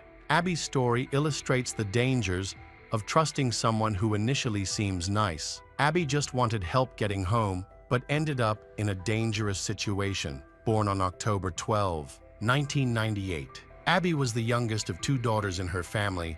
Xenia Hernandez, Abby's mother, worked as a nurse at a local hospital, while her father was a salesman. Overall, Abby's family was happy and well off. However, during Abby's high school years, her parents decided to divorce. Shortly after the divorce, her father remarried and started a new family, leaving Abby and her sister to live with their mother. Although Abby's father continued to provide financial support, his relationship with his daughters was limited to brief greetings. From a young age, Abby had many friends and frequently changed her interests. Eager to explore new ones, she participated in sports, enjoyed drawing and photography, read a lot, and learned foreign languages easily. At the age of 12, Abby joined a local outdoor club where she enjoyed hiking and climbing. She also learned outdoor survival skills that she applied in her adventures. In early October 2013, Abby was preparing for her school holidays and her birthday. She planned to go hiking with her outdoor club and had received a new pair of hiking boots. However, the shoes were a bit tight, so Abby decided to go to school to get used to it. On October 9, the girl went to school as usual and promised her mother that she wouldn't come home late. By 5 p.m., her mother, Xenia, was starting to worry because Abby still hadn't come home, and her phone was dead. After a few hours without seeing Abby, Xenia decided to find out where she could be. Abby had left school immediately after classes, saying goodbye to her friends at the bus stop and choosing to walk home since no one had seen Abby after school. Xenia and her older daughter reported her missing to the police. A search began immediately. The police acted quickly, starting by interviewing anyone who might have seen Abby that day, including her friends. teachers, and neighbors. They confirmed that Abby had last been seen around 4 p.m. as she left the school grounds to walk home through the park, a route she took almost every day. The route was familiar to both her and her family. Police began searching the park that Abby had passed on her way home. Local volunteers and members of her club scoured the forested and scrubby trails, but found no signs or clues. Abby's phone was turned off, and no signal was recorded from it over the next few days. Police focused on tracing her possible route. They requested footage from the surveillance cameras at nearby intersections and in the park. One of the parking lot cameras captured Abby. She was wearing a school uniform and new shoes, walking calmly down the sidewalk without looking back a few minutes after the recording. A dark-colored car entered the camera's view, seemingly headed toward her. This discovery became the first lead in the investigation. Police began checking for cars matching the description that had been in the park area that day. Unfortunately, they were unable to find any matches. Abby's story quickly became headline news on local television stations. The family recorded a distress call, and Xenia publicly urged the kidnapper to bring her daughter home. A week passed, and the chances of finding Abby alive decreased. Locals continued to search, but with no new leads. The investigation was put on hold. Despite this, the family remained hopeful. Abby's classmates and friends organized an event at school. They attached her photo to their backpacks and shared information about her disappearance on social media. Meanwhile, police noted that Abby's phone had been turned off shortly after she went missing, suggesting that the kidnapper may have intentionally turned off the tracking feature. Indicating that the abduction was premeditated, police also looked into Abby's family history. Although her parents had divorced years ago, they questioned all family members, including Abby's father. In cases like this, every possibility is considered, but her father had an alibi.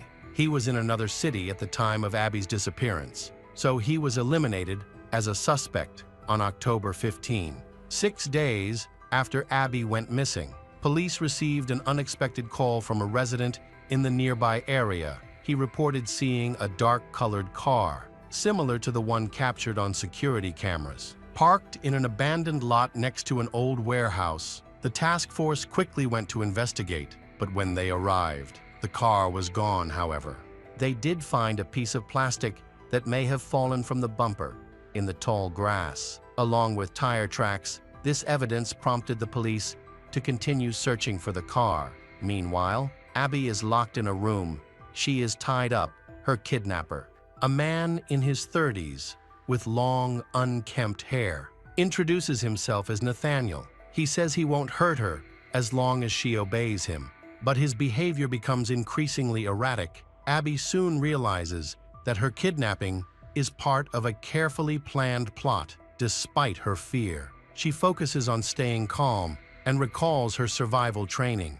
She pays close attention to her surroundings, the layout of the room, and how often her kidnapper appears. She takes note of anything that could help her escape or provide information to her rescuers. Abby quickly realizes that her kidnapper is mentally unstable. He can be friendly at times, even bringing her food, but he also threatens her. If she asks too many questions, Nathaniel does not explain why she was kidnapped, but makes it clear that she will be there for a long time. Abby tries to keep her composure to avoid provoking him. The basement is dark and nearly empty, creating a stuffy atmosphere. She can smell dampness and dust, and the only sound is the echo of her captor's footsteps. Nathaniel frequently checks her bindings to make sure she cannot escape. However, Abby notices that he has tied them too loosely when he leaves the room. She begins to shake the chair in an attempt to loosen the ropes. She almost succeeds, but Nathaniel returns just in time. He warns her not to try again, or she will suffer the consequences. After that, he begins to watch her more closely. Meanwhile, the police continued to search for the car, analyzing the footage. They determined the make of the car by examining tire tracks and some plastic debris left in the parking lot. They identified the car they were looking for and began checking with owners of similar cars in the area. as well as anyone who might have been seen at the time of Abby's disappearance. Another witness provided vital information, reporting that they had seen a man near an old warehouse. The man appeared to be acting suspiciously, looking around and trying to avoid attracting attention. The police sent a team to investigate the warehouse. When they arrived, they found that the building appeared to be abandoned, but noticed a small light coming from one of the windows. After examining the premises from the outside, they discovered footprints leading to the back door. A task force was called in to conduct a thorough search of the building.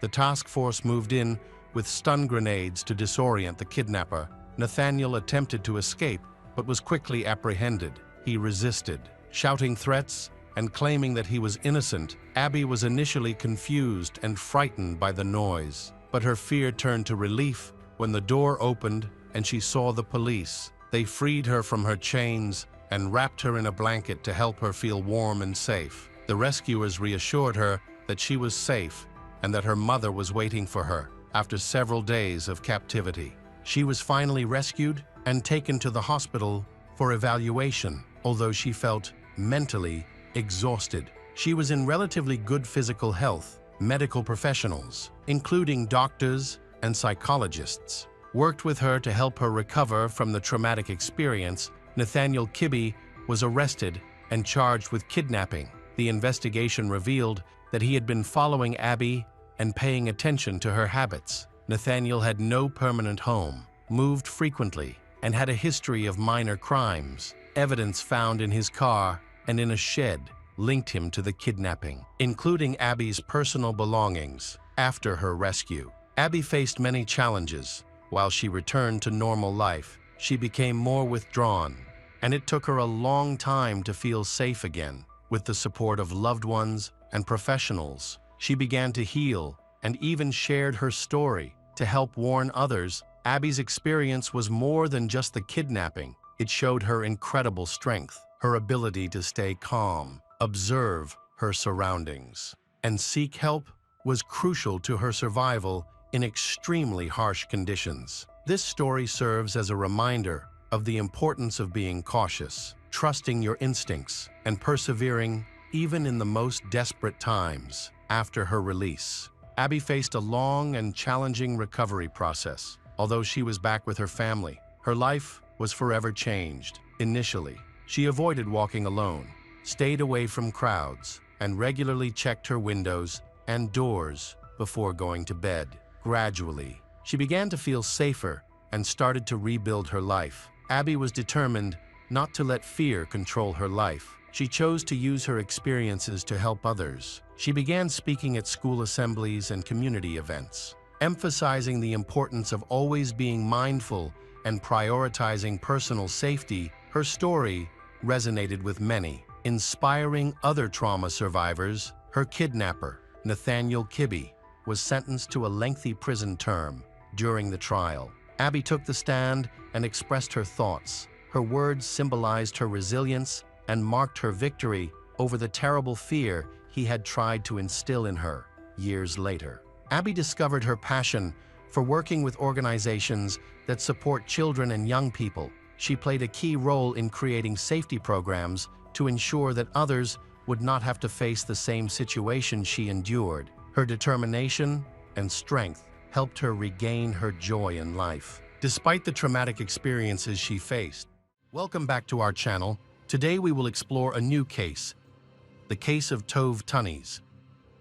Tove Tunnies was born in May 20, 2001, in Sweden. She grew up in the small suburban town of Vetlanda, home to just over 10 residents. Vetlanda is a quiet place where everyone knows each other, and incidents of crime are very rare, making any unusual event a topic of local interest. A few years before the tragic events, Tove decided to pursue her studies at a university in a larger city about 200 kilometers away. Enrolling in the medical faculty, however, by 2022, she realized that this career path was not right for her. To take some time to reflect and possibly consider a different field, she decided to take a year off and move back in with her family while living with her parents and twin sister. Tove quickly found a job as a substitute teacher at a local school. This role allowed her to support herself, and she soon moved into a rental apartment. Tove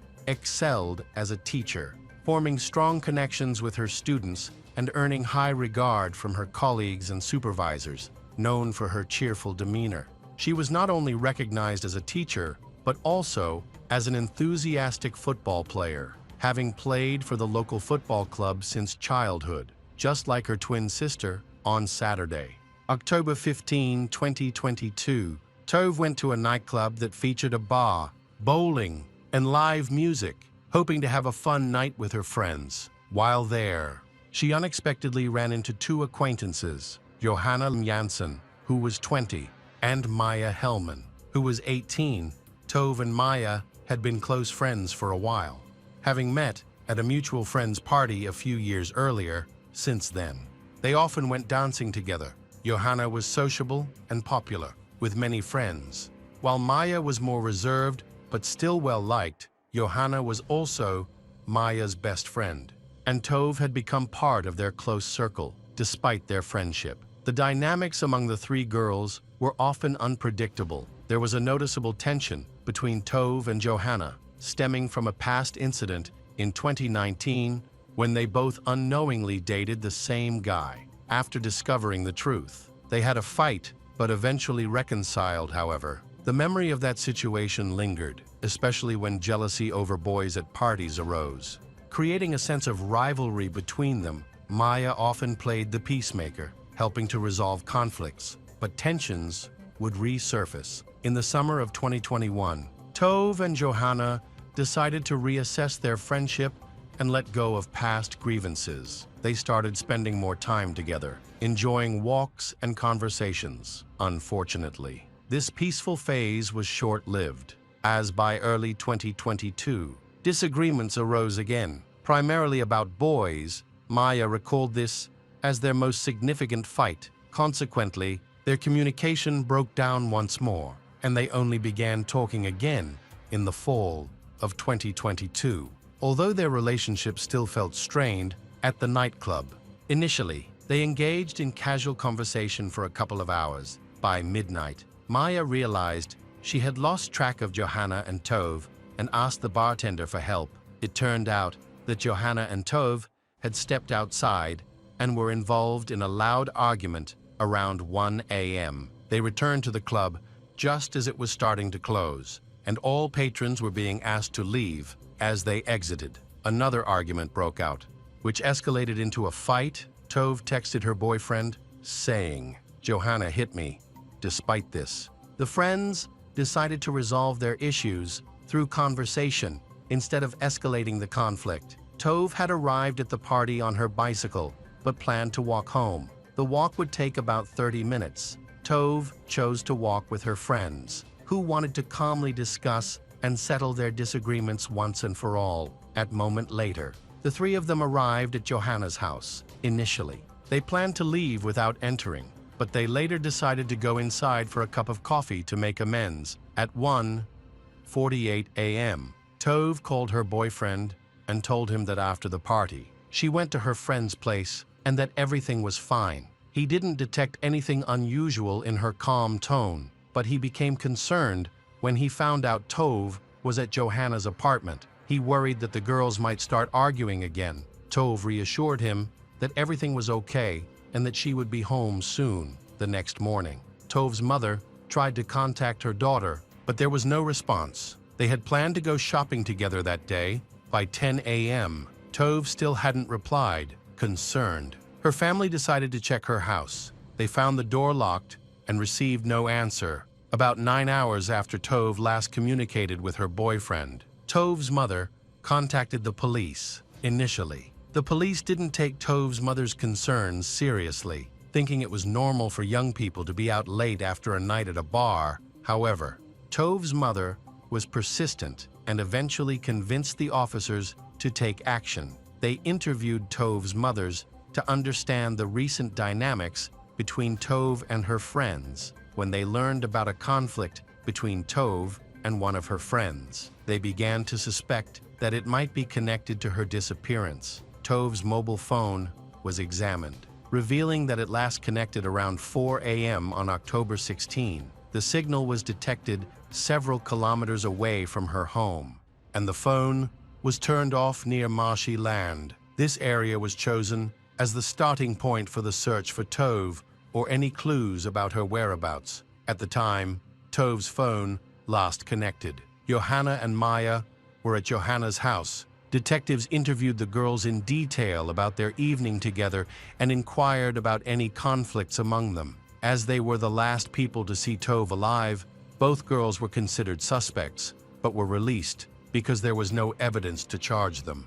They denied any involvement in Tove's disappearance, explaining that, after an argument, they reconciled and spent a calm evening with Tove at Johanna's house before they parted ways. They had not seen Tove since then. Detectives went to Tove's home to conduct searches, but found nothing suspicious. It seemed that Tove had not returned that night after meeting with her friends. It was then decided to go to Johanna's apartment, which was under renovation, so all the rooms were quite dusty but sterile clean. Moreover, there was a strong smell of cleaning products. On the bed, the police discovered a new sheet that did not match the color of the other bedding. It seemed that the sheet stood out against the rest of the set, as if it had been replaced quite recently. Johanna could not fully explain what had happened with the sheet and even refused to show it to the officers in the kitchen. A large roll of black garbage bags was found, as well as a large container of bleach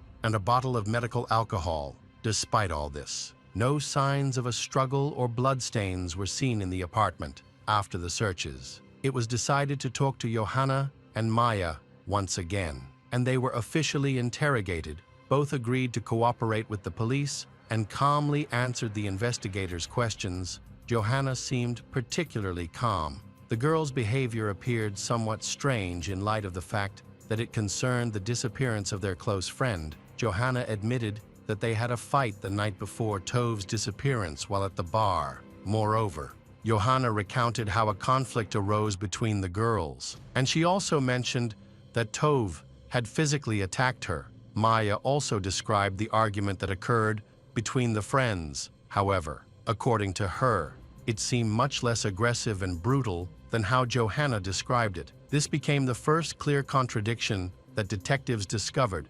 Investigators checked the girls' mobile phones, and thanks to geolocation data, it was confirmed that they had all been at Johanna's house for a long time before Tove's disappearance. All of this sounded suspicious, as it seemed that they were either covering for each other or were accomplices in a crime during this period. Search teams continued to survey the area, and special dog units were brought in. Initially, the police conducted searches within a radius of 1.5 kilometers around the point where the last signal from Tove's phone was recorded.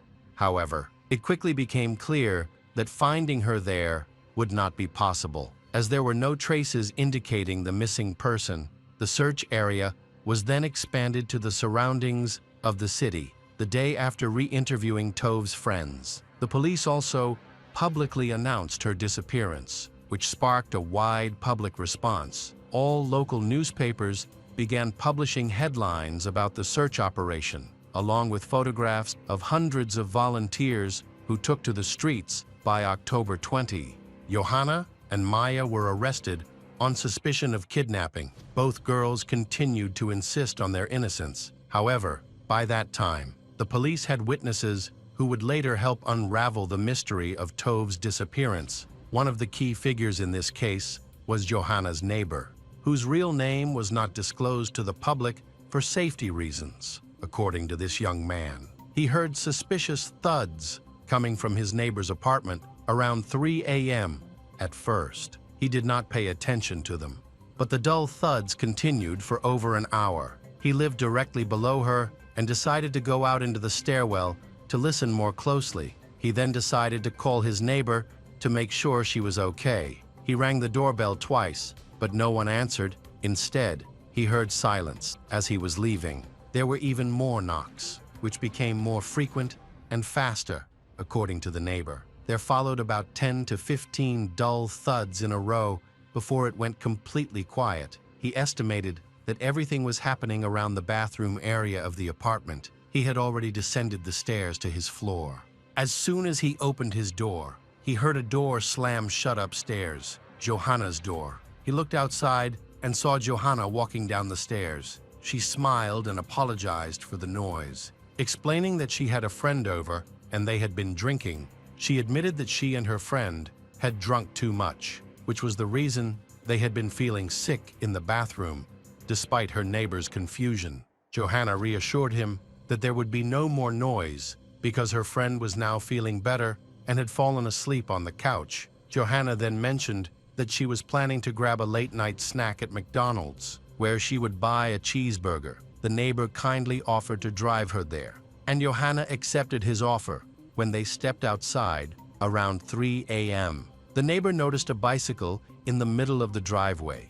He moved it and propped it against the fence to clear the way. Johanna explained that her friend had left it there and had probably forgotten to park it properly. The neighbor inquired about Johanna's friend several times because he found the unusual noise concerning. It didn't sound like vomiting and had lasted too long. He worried that her friend might need medical help, but Johanna assured him that everything was okay. She quickly changed the subject, seemingly trying to avoid talking about her friend, whom she claimed was resting at home. They ate cheeseburgers, and Johanna took one for her friend the following day.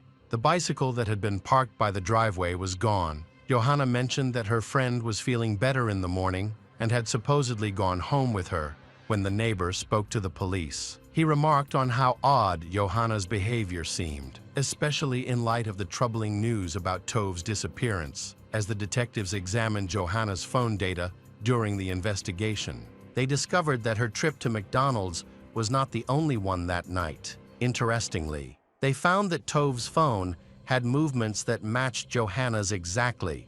When asked about this, Johanna couldn't explain why Tove's phone was moving, since Tove was not with them. However, the device actually moved and was later recorded at a nearby gas station before heading into a forest, even more suspicious. Johanna returned to this location the following day. This is also where Tove's phone was last found. Search teams quickly intensified their efforts. On November 2, searchers scoured the wooded area near the city and discovered something unusual about 8 meters from the embankment. Hidden under the forest undergrowth, the ground was disturbed, with charred fragments and several plastic bags scattered about. Analysis later showed that these bags were identical to those found in Johanna's home. Under a thin layer of soil, severely burned human remains were uncovered. Identifiable only through forensic dental examinations, autopsy results revealed that the victim was Tove Tanis. The body was wrapped in a sheet that did not match any found in Johanna's home. Forensic experts collected important evidence from the crime scene, many of which were also discovered in Johanna's apartment. The police found that. The next day, immediately after the murder, Johanna visited several hardware stores in the city. Surveillance footage showed that she bought a new sheet, gasoline, and 3 bottles of surgical alcohol. These same items were recovered from the fire site in the forest to further investigate Johanna's involvement. The police examined her internet search history. In January, she had been looking up information about how to dispose of a body, the punishments for murder in Sweden, and the behaviors expected in women's prisons. It appeared that she had been planning the murder for nearly a year before it occurred. Johanna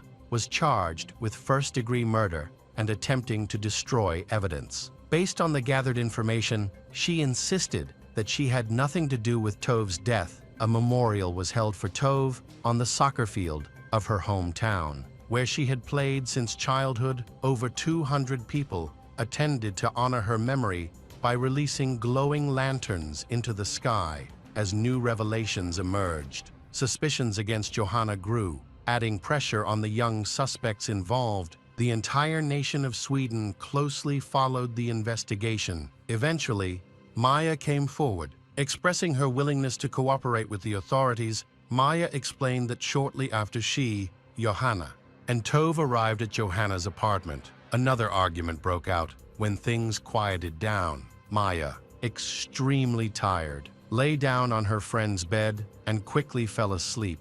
In the night, she was suddenly awakened by Johanna. Maya was shocked to see Tove lying in the hallway. Johanna told Maya that Tove had fallen and hit her head in the bathroom.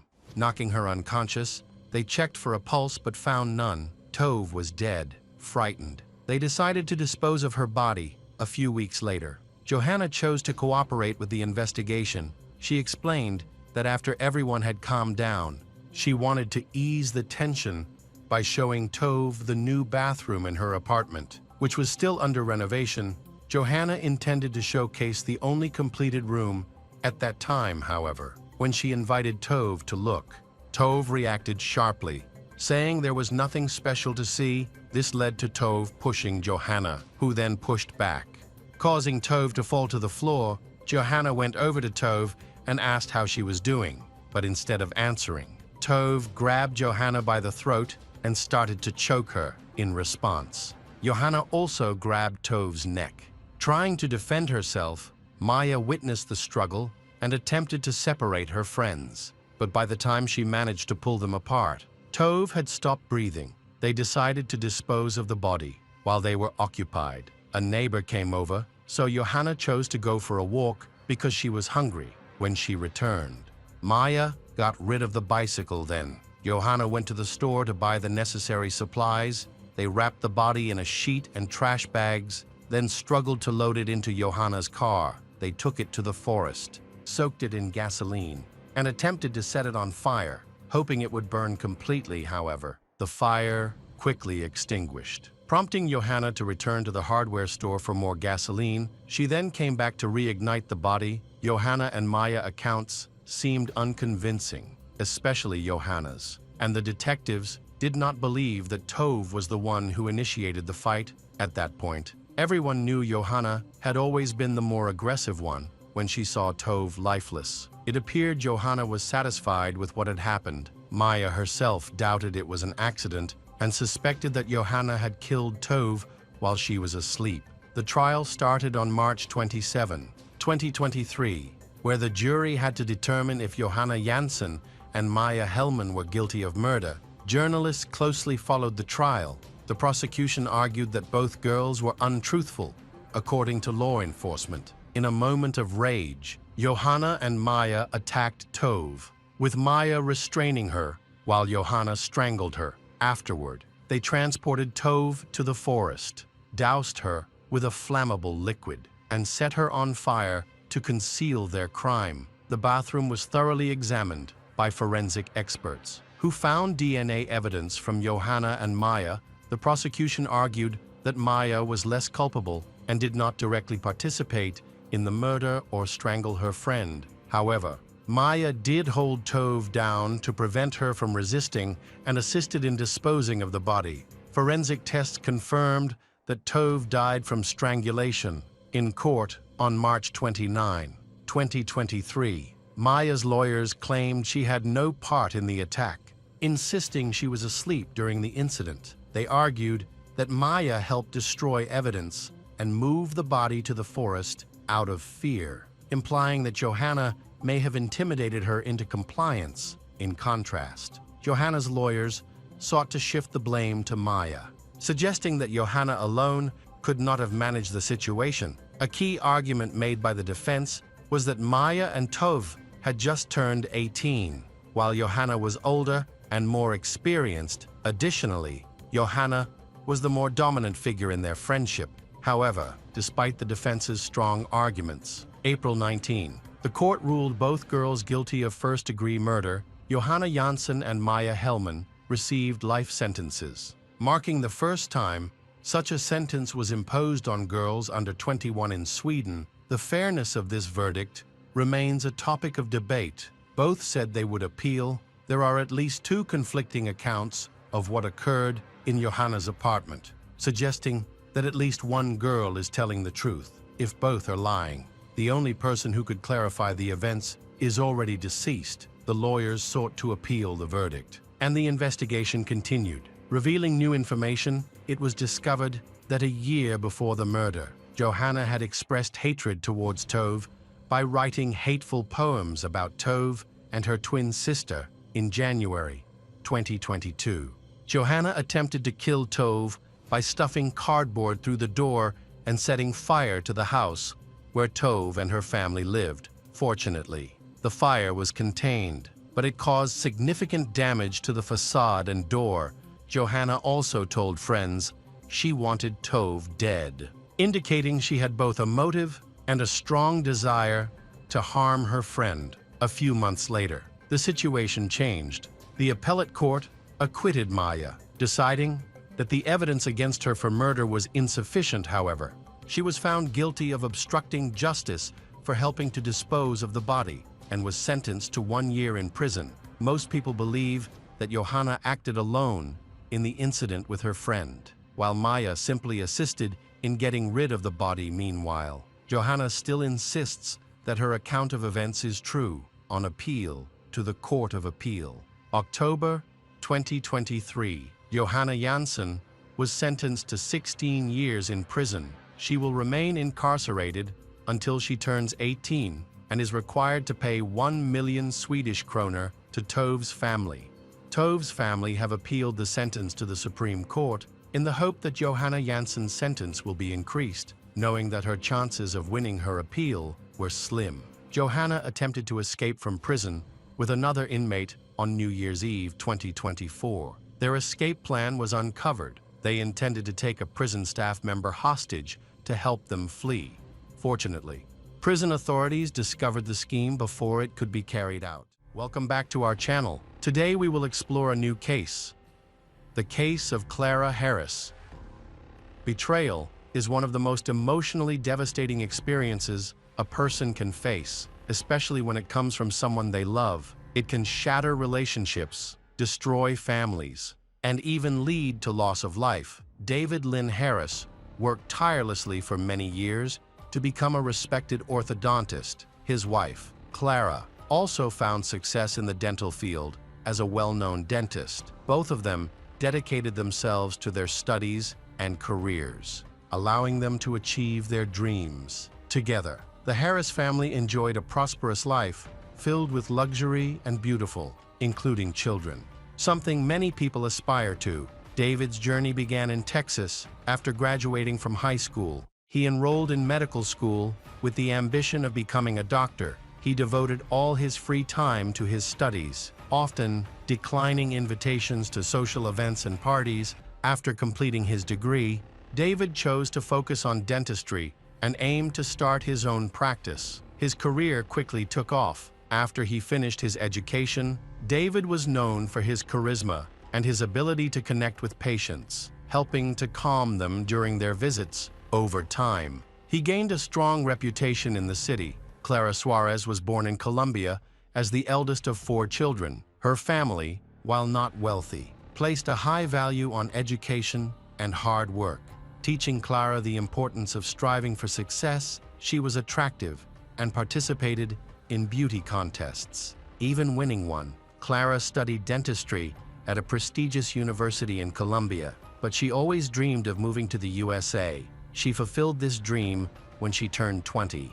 By the mid-1980s, she had arrived in the States and enrolled in college. Clara moved to Texas with the intention of staying only temporarily, but she eventually chose to make it her home.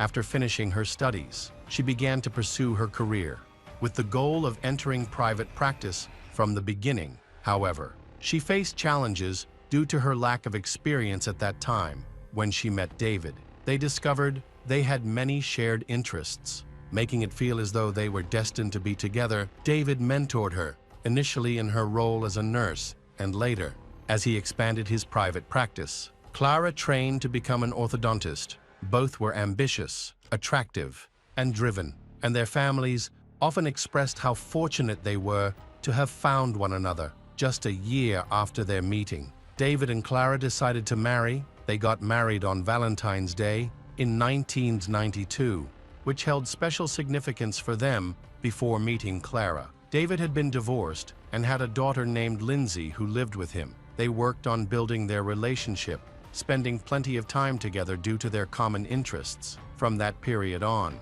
their career successes gained momentum. In the 1990s, Their dental clinic grew, requiring more specialists to join their practice. The family business became very profitable, and they worked in a prestigious area near Houston, specifically in a wealthy community called Nassau Bay, where the Harrises lived. They enjoyed a luxurious lifestyle with a dream home and a collection of high-end cars. They had everything they needed for a comfortable life. Clara had always dreamed of having children, but she faced challenges with her reproductive health and struggled to conceive for several years. They sought help at a family planning medical center, which eventually led to Clara becoming pregnant and giving birth to twin boys, whom they named Brian and Bradle. Their marriage appeared to be perfect beneath the surface of happiness. Betrayal was brewing during this time. David was secretly involved with Gail Bridges, a single mother of 3. She captivated David while Clara was on maternity leave, focusing on their family before an assistant position opened up at Dr. Harris's clinic to help manage the workload. Gail, who had divorced several years earlier, was seeking work and found a job listing for the Harris Clinic. In 2001, Gail applied for the dental clinic assistant position and attended the interview. Her previous experience made her a strong candidate. David was immediately drawn to her. She was friendly and outgoing. Meanwhile, Clara was dealing with typical post-pregnancy challenges. She was sleep-deprived and struggling with her weight. Her recovery was slow, and David was growing impatient. He felt neglected as Clara was entirely focused on the twins, which he confided in a few friends. In contrast, Gail demonstrated her interest in both the job and in developing a closer relationship with David. Leading them from a professional connection to friendship, David was becoming increasingly attracted to Gail. He kept this hidden from his colleagues, who knew his wife, because he didn't want to stir up any trouble. However, the temptation grew stronger, and by the end of the year, he invited Gail to lunch at a local restaurant, which she accepted. After that meeting, they began a secret relationship. David didn't take many precautions to keep it hidden. He regularly returned to the same restaurant with Gail, where he had previously dined with his wife. The Harrises were familiar faces at the restaurant, so it didn't take long for people to notice the change in his company. About 4 months later, in early July 2002, other employees at the dental center discovered the affair when they caught David and Gail being intimate at work. David asked them not to tell anyone, but it didn't matter. He had been communicating with Gail on his home computer, and a few days later, Clara discovered their conversations and uncovered her husband's infidelity. She chose not to accuse her husband or create a scandal because she wanted to save their marriage. So she felt it was important to communicate openly. She shared with her friends that she felt betrayed, but also recognized that she had some responsibility in the situation. David, busy with the children, seemed willing to repair their relationship, insisting that his involvement with Gail was limited to kisses. The Harrises decided to reboot their family by going on vacation to Jamaica, where they had an honest conversation and agreed to work through their issues together, including ending David's relationship with Gail. Clara also expressed a desire to let go of this new employee. This trip appeared to genuinely strengthen their marriage. David began spending more time with Clara and the children, promised to dismiss Gail once he found a replacement, and even showed Clara job listings for potential hires, despite claiming to his lover that their affair had been discovered. David had been secretly meeting with Gail. He expressed to a few close colleagues that he was struggling to choose between his family and Gail. David loved Gail, but didn't want to jeopardize his marriage. He still cared for his wife and didn't want to disrupt their lives or fight over assets and custody. Most people advised him to return to his family and move on from the affair. Though he considered this advice, he never shared his uncertainties with Clara. Everyone assumed David would manage the situation on his own. On the morning of July 17, 2002, Clara had a simple conversation with her husband, David. She asked him if he loved her, and he hesitated for a moment, which made her suspicious. His hesitation stemmed from his paranoia. He feared she had asked that question because she knew about his affair. This brief pause only heightened her suspicion, leading to a tense moment when Clara demanded an explanation that evening. David confessed to Clara about his affair, admitting that he couldn't end his relationship with Gail. He had been seeing his mistress 3 times a week. Clara was devastated, and by the next day, she informed Gail about Gail's impending dismissal from their lives. David did not resist this decision. In the following days, Clara called Gail multiple times, accusing her of meddling in their family and ruining their marriage. Despite this, Clara did not want to end her marriage. She asked David what changes she could make to stop him from being attracted to other women. He honestly told her that he felt neglected because she had been focusing solely on their children. The twins were 3 years old, and he hoped that by now, Clara would have moved past the challenges of pregnancy. Additionally, he was unhappy with the changes in her appearance after giving birth. By the end of their dinner at the restaurant, Clara declared that she was willing to make changes to address David's concerns. She wanted to be the ideal wife and mother, so she decided to forgive him and fight for their happiness. In the weeks that followed, Clara made significant changes to her appearance. She adopted a healthy diet, hired a personal trainer, and began going to the gym, tanning salon, and cosmetologist. She styled her hair and did her nails daily. Even planning several plastic surgeries, David noticed her efforts and was pleased. He vowed to end his relationship with his mistress, Gail, and mentioned that he would take Gail out to dinner to officially end things. Although he could have called her to break up, David insisted on meeting face to face. Believing that the manner of the breakup was important, they scheduled the meeting for the evening of July 24, 2002. Meanwhile, Clara struggled with trusting her unfaithful husband and decided to hire a private detective to keep tabs on him. She arranged for a week of surveillance, starting 3 days before the dinner with Gail. After the first 2 days, there seemed to be no unusual activity.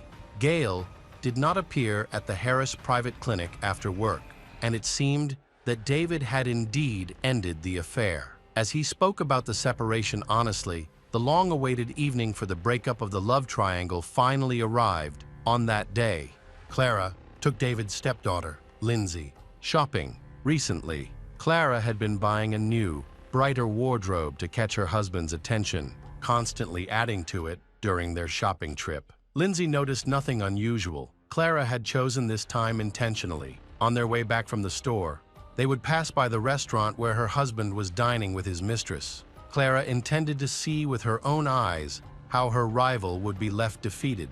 To her surprise, after driving around the parking lot several times, Clara couldn't find her husband's car, which made her suspicious. She then went to Gail's house, but neither Gail's nor David's car was there. Frustrated, Clara approached the private detective to find out the truth. The detective confirmed that her husband was not at the restaurant, but he couldn't disclose David's location. He promised to provide photographs and video recordings later. However, he did confirm that David was with his mistress at that moment. In a fit of rage, Clara demanded the exact address. The detective explained that agency rules prohibited him from revealing the real-time whereabouts of the people being followed, as it could lead to unpredictable and potentially dangerous situations fueled by passion and jealousy. Clara insisted and called his boss several times, demanding the exact information for which she had paid. She felt increasingly frustrated. Eventually, she convinced an agency employee to reveal that they had tracked Gail and David to a hotel where they were together. However, the employee refused to share the hotel's name and address. Clara couldn't obtain that information, but she believed she knew her husband well enough to guess where he might be. She thought he would only go to one specific hotel, Nassau Bay Hilton, the same place where they had their wedding reception 10 years ago.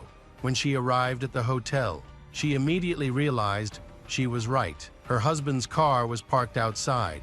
David had taken precautions to hide their affair. He paid in cash and booked the room under a false name. Still, it was clear that the two lovers were inside. Clara parked her car and noticed Gail's vehicle next to David's. Furious, she stormed into the hotel, and Lindsay, not wanting to stay in the car, followed her stepmother inside. At the front desk, Clara inquired about a room reserved under David or Gail's name, but neither was listed. Lindsay knew about her father's infidelity and felt anger towards him. She wanted to verify her stepmother's suspicions. Clara was distraught. She sensed something was going on, but couldn't catch them in the act. Trying to calm down, they stayed in the lobby, checked the restrooms, and sat down, unsure how long they would have to wait. Lindsay decided to speed things up.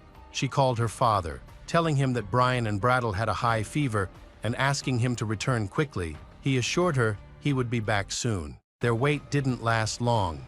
A few minutes later, the elevator doors opened, revealing David and Gail. Walking arm in arm and smiling as they chatted, they headed toward the exit. Clearly planning to go home, Clara and Lindsay were enraged and rushed at Gail. Clara attacked her, ripping her clothes and hitting her face with her hand and handbag. Lindsay yelled that she hated Gail and also tried to strike Gail. Hotel staff intervened, but the women were too caught up in their anger to be separated. Clara continued her assault on her husband's mistress. One of the employees witnessed David grabbing his wife and pushing her aside to protect Gail with his body. This action only fueled his wife's anger, as it made it clear he was not on her side in the conflict. Eventually, David managed to hold his wife back while hotel staff helped Gail reach her car, where she also tried to calm herself. At that moment, Clara experienced a breakdown. She screamed in rage. Venting her anger at David, Lindsay attempted to soothe her, but was also furious. Shocked by her father's betrayal throughout this, David faced harsh criticism from his wife and daughter, wanting to keep the peace until his mistress departed. But both women hurried out and got into Clara's car. Suddenly, Clara looked up and saw David standing next to Gail's car. Speaking to Gail just before she was about to leave, Clara described the moment as though a red veil had come down over her vision. In a fit of fury, she slammed the gas pedal and sped toward her husband's mistress's car, crashing into it and causing it to spin several meters across the parking lot. Lindsay, who was in the car with her, yelled desperately in an attempt to stop her, but Clara seemed completely unaware of her surroundings. She turned the steering wheel with resentful eyes. As if she had no idea what was going on, Clara finally came to a halt, and Lindsay quickly got out of the car. Witnesses reported that she ran to the driver's side and struck Clara in the face. Afterwards, she fell to the ground next to her father and started crying uncontrollably while waiting for the ambulance. She begged her father to breathe. Clutching his bloodied hands, the ambulance arrived within minutes, but it was already too late. The paramedics declared David Harris dead. Clara took advantage of the time before the police arrived and fled the scene. However, she was found and arrested later that same night. She claimed that she did not intend to kill her husband. She was simply overwhelmed with rage and wanted to punish him for being unfaithful. Meanwhile, forensic investigators were already examining the crime scene, and the authorities received unexpected help. A private detective agency, hired by Clara to follow her husband, had been monitoring the entire incident outside the hotel. They recorded the attack from beginning to end, and the footage was given to the police. The videos contradicted Clara's account, showing her driving around the parking lot 3 times, although David was not clearly visible in the footage. It was assumed that she hit him each time. After the first impact, he was left unconscious. The autopsy revealed only one mark of impact on David's body. Leading to a dispute in court, Clara became known as the Mercedes Killer. The story quickly gained popularity, attracting significant public and media attention. News of the incident spread across all channels overnight. The nature of the attack and the scandal surrounding it intrigued viewers, especially since it involved a wealthy couple running a successful business. Additionally, David's 17-year-old daughter became embroiled in the situation. Clara's case went to court in February 2003. The prosecution argued that hiring a private detective was not just a way to learn about her husband, but part of a carefully planned murder. They claimed that out of jealousy, Clara sought revenge. They pointed out that she had enough time to calm down after the argument in the hotel lobby, which meant her later attack was premeditated. She clearly intended to harm him without giving him a chance to escape. Among the evidence was a recording of a phone call where Clara learned that hired detectives had recorded the crime on film. She spoke in a very calm and composed manner, showing no signs of remorse or regret over her husband's death. During this conversation, she did not even refer to what happened as an accident. From the very beginning, Clara referred to it as murder. She spoke coldly about her husband being dead and the circumstances surrounding it, asking questions dryly, apparently just trying to understand how to build a defense strategy in court. Lindsay, David's stepdaughter, testified against Clara in court. Supporting the prosecution's claims, Lindsay stated that she had been in the car the entire time and had screamed and cried, trying to convince Clara to stop. Despite this, Clara was still extremely angry and committed an act of violence. The defense lawyers argued that Clara's actions were the result of an unintentional outburst caused. They presented her as a heartbroken woman who was not fully responsible for her actions due to emotional trauma. Several witnesses testified in her defense, describing her as a dedicated career woman and a loving mother and wife who worked hard to maintain her family's well-being with David. Even after discovering her husband's affair with the secretary, she remained wise and patient, attempting to save their marriage. In the weeks before the crime, Clara worked hard to lose weight, underwent beauty treatments, and prepared for breast augmentation surgery, all for her husband. Despite his infidelity, she acted like a dedicated wife by cooking his favorite meals and becoming more active in their intimate life. Clara described feeling devastated by her husband's betrayal, experiencing anger and distrust. Clara then revised her story based on her lawyer's advice. She now claimed that her intention was to hit Gail's car and that David became an unintended victim when she lost control while accelerating. Clara cried openly in public, displaying deep sorrow. However, despite her emotional display and her attorney's efforts, she was found guilty of second-degree murder. The conviction carries a maximum sentence of 20 years in prison, which angered David's family. Texas law classified her actions as second-degree murder, allowing for this lengthy sentence despite the minimum being just 2 years. The court also imposed a $10 fine to be paid to the victim's family. The lawyers articulated Clara's emotional distress so effectively that some jurors began to doubt her guilt. All those concerned about the process split into two camps. Some believed the sentence was excessively severe, while others argued that the punishment was far too light. This was particularly poignant as the day the verdict was handed down coincided with the 11th anniversary of David and Clara's wedding. All of this only heightened the emotional tension. Clara participated in several interviews where she openly shared her feelings about the traumatic events she had experienced. She felt confused and overwhelmed by the situation. Realizing that she now faced much bigger challenges, Clara recognized that she could have chosen to file for divorce and take everything her husband valued, which would have been a fitting act of revenge. Now, her primary concern was the well-being of her twins and David's 17-year-old stepdaughter. Custody of the children was granted to Clara's close friends, who facilitated visits between the children and their mother in prison after serving 15 years. Clara was granted parole and released on May 11, 2018. Following her release, she appeared on various talk shows, displaying a cheerful demeanor. At 60 years old, she was eager to begin a new chapter in her life. While in prison, Clara devoted her time to translating books into Braille for visually impaired individuals. After her release, she spoke candidly about her experiences and the struggles she faced in coping with the aftermath of her actions. Some speculated that her reflective statements were merely a means of gaining publicity, considering how soon they came after her release. Hello everyone. Today we will learn about another case. The case of Samantha Fraser. Samantha Fraser was born on July 22, 1980 in Australia, to Janine and Trevor Fraser. She was cheerful, intelligent, and active, She received an award for outstanding academic achievement in high school and later served as the captain of the cheerleading team at university. Where she earned a degree in psychology, Samantha first met Adrian Basham in 2005 after dating for a while.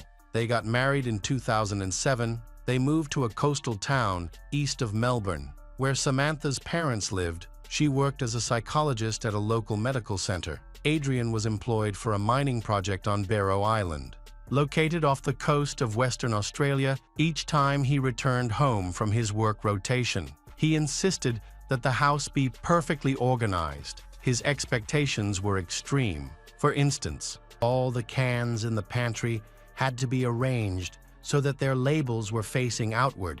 If this standard was not met, it could lead to serious arguments. Despite the strain in their relationship and Adrian's frequent absences, Samantha's patience and good nature helped them navigate their challenges and maintain their life together. They eventually had 3 children. With her professional skills, kindness, and ability to connect with others, Samantha became a cherished member of the community. However, many were unaware of the struggles she faced in her personal life. Their relationship was plagued by abuse and controlling behavior.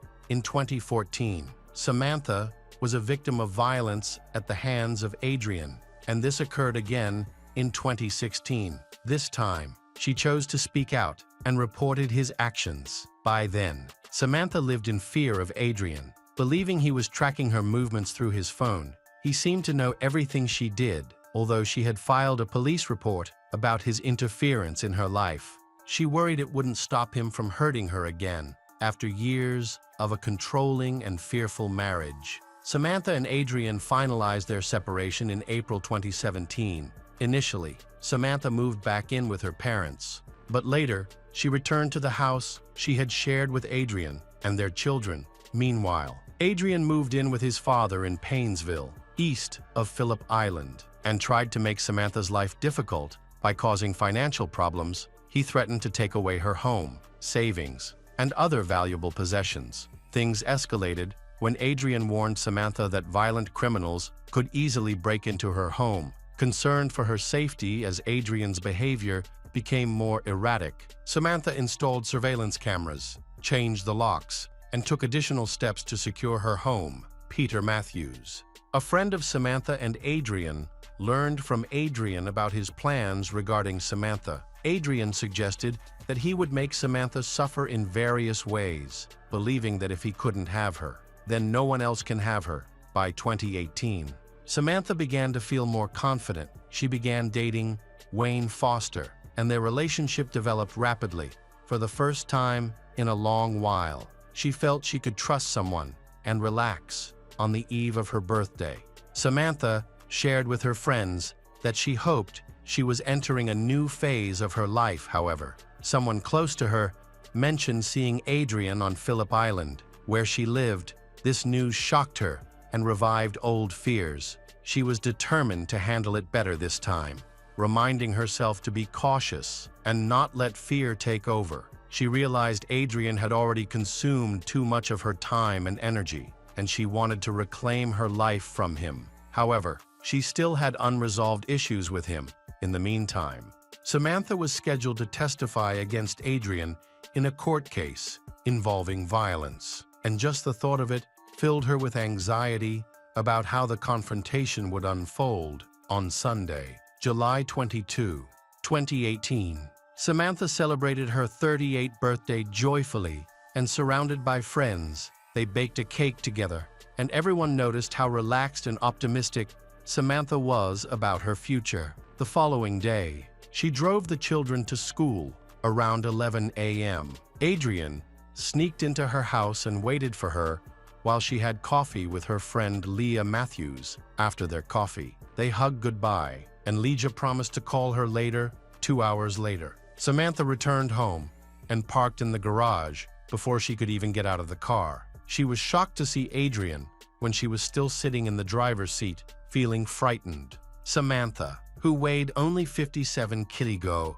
and was much smaller than Adrian, bravely tried to defend herself. Unfortunately, Adrian overpowered her. brutally beat her, and then hanged her in the garage.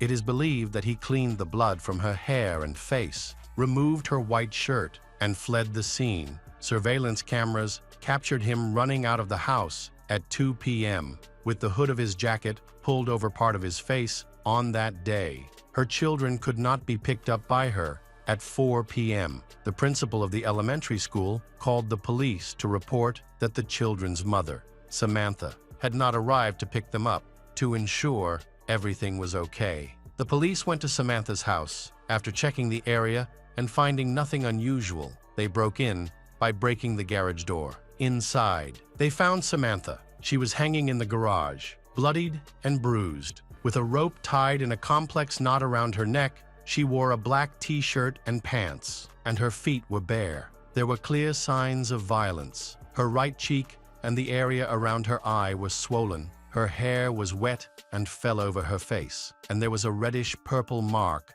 above her right eye.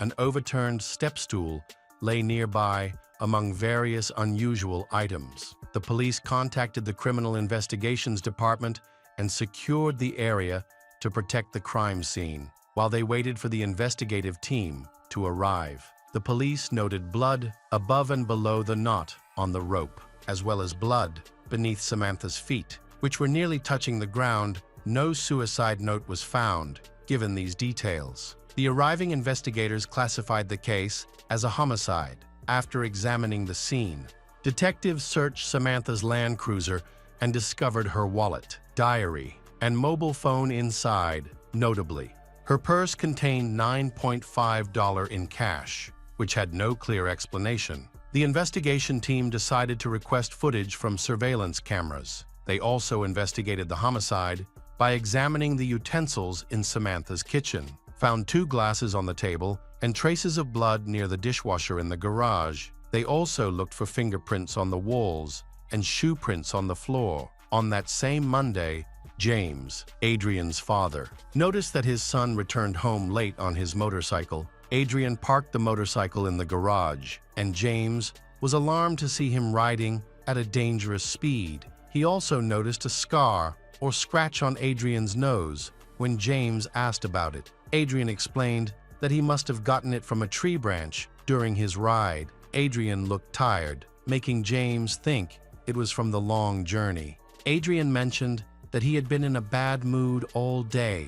Later, Adrian used baby wipes to wipe off what he described as just insects that had clung to the motorcycle during the ride. Samantha's relatives, still reeling from her tragic death, expressed deep confusion to the authorities about the apparent motive. They emphasized how dedicated Samantha was to her children, insisting that it was unimaginable for her to have abandoned them or taken her own life. The local community mourned the tragedy, displaying white ribbons on mailboxes and shop windows throughout the town. On the morning of Tuesday, July 24, after assembling a board of images featuring potential suspects, a tactical intelligence officer presented evidence linking 12 items to Adrian. Soon after, James received an unexpected call from the police inquiring about his son. A few hours later, when James heard the news about Samantha, he urged Adrian to cooperate with the authorities.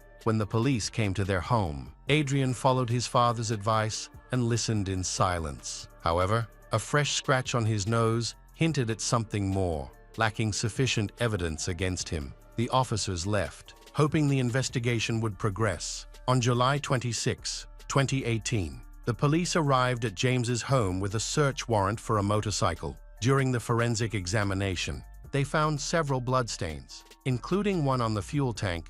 Forensic experts also discovered DNA samples on the handle and under Samantha's nails. They determined that the severe head injuries Samantha sustained resulted in a traumatic brain injury. The incident received national media attention and a Facebook fundraising page created to support Samantha's children. At the time, the 3 children were being cared for by Samantha's parents, who were on vacation in the United States. Upon hearing about the tragedy, the grandparents returned to care for their grandchildren. Meanwhile, the investigation continued, and the examination supported claims that Samantha could not have taken her own life. as she would not have left her children alone. The DNA analysis results provided undeniable evidence that led to Adrian's arrest and charge for Samantha's murder on Friday, August 10, 2018. Family and friends gathered to honor Samantha, along with the close-knit community of Phillip Island,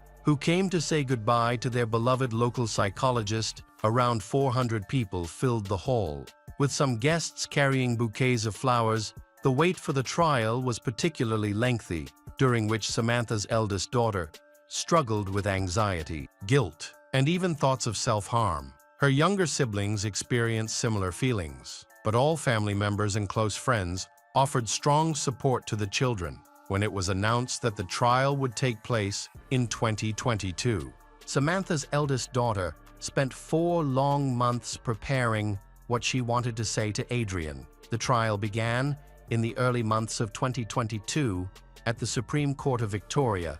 During the proceedings, she bravely took the stand and looked her father in the eyes as she told him that his actions had not broken her. In fact, her presence was enough to show this. As she turned to the court to ensure that her mother would receive justice, she explained to her father that her actions were motivated by her love for her family, friends, and herself.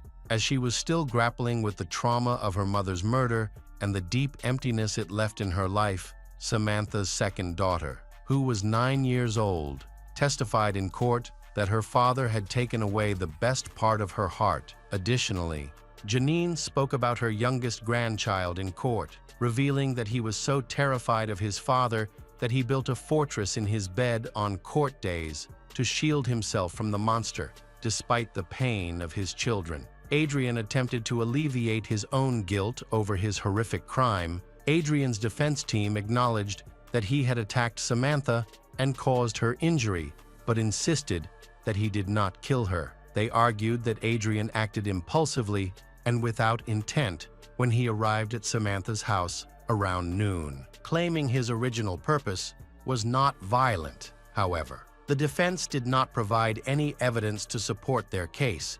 In contrast, the prosecutors contended that Adrian had attacked Samantha, resulting in her death, and then tried to conceal his crime by hanging her on the garage gates. Adrian attempted to convince the jury that another person had assaulted Samantha and that she took her own life as a result. After weeks of deliberation, the jury found Adrian guilty of intentional murder. The judge stated that Adrian acted out of selfishness, killing his ex-wife to avoid facing court proceedings related to domestic violence incidents in 2014 and 2016. In late February 2023, Adrian Basham was sentenced to life in prison, with a minimum of 30 years to serve before he can be considered for parole. When the verdict was announced, Samantha's family applauded, while Samantha's eldest daughter watched her father's reaction to his sentence. In subsequent statements, she said that the damage inflicted by Adrian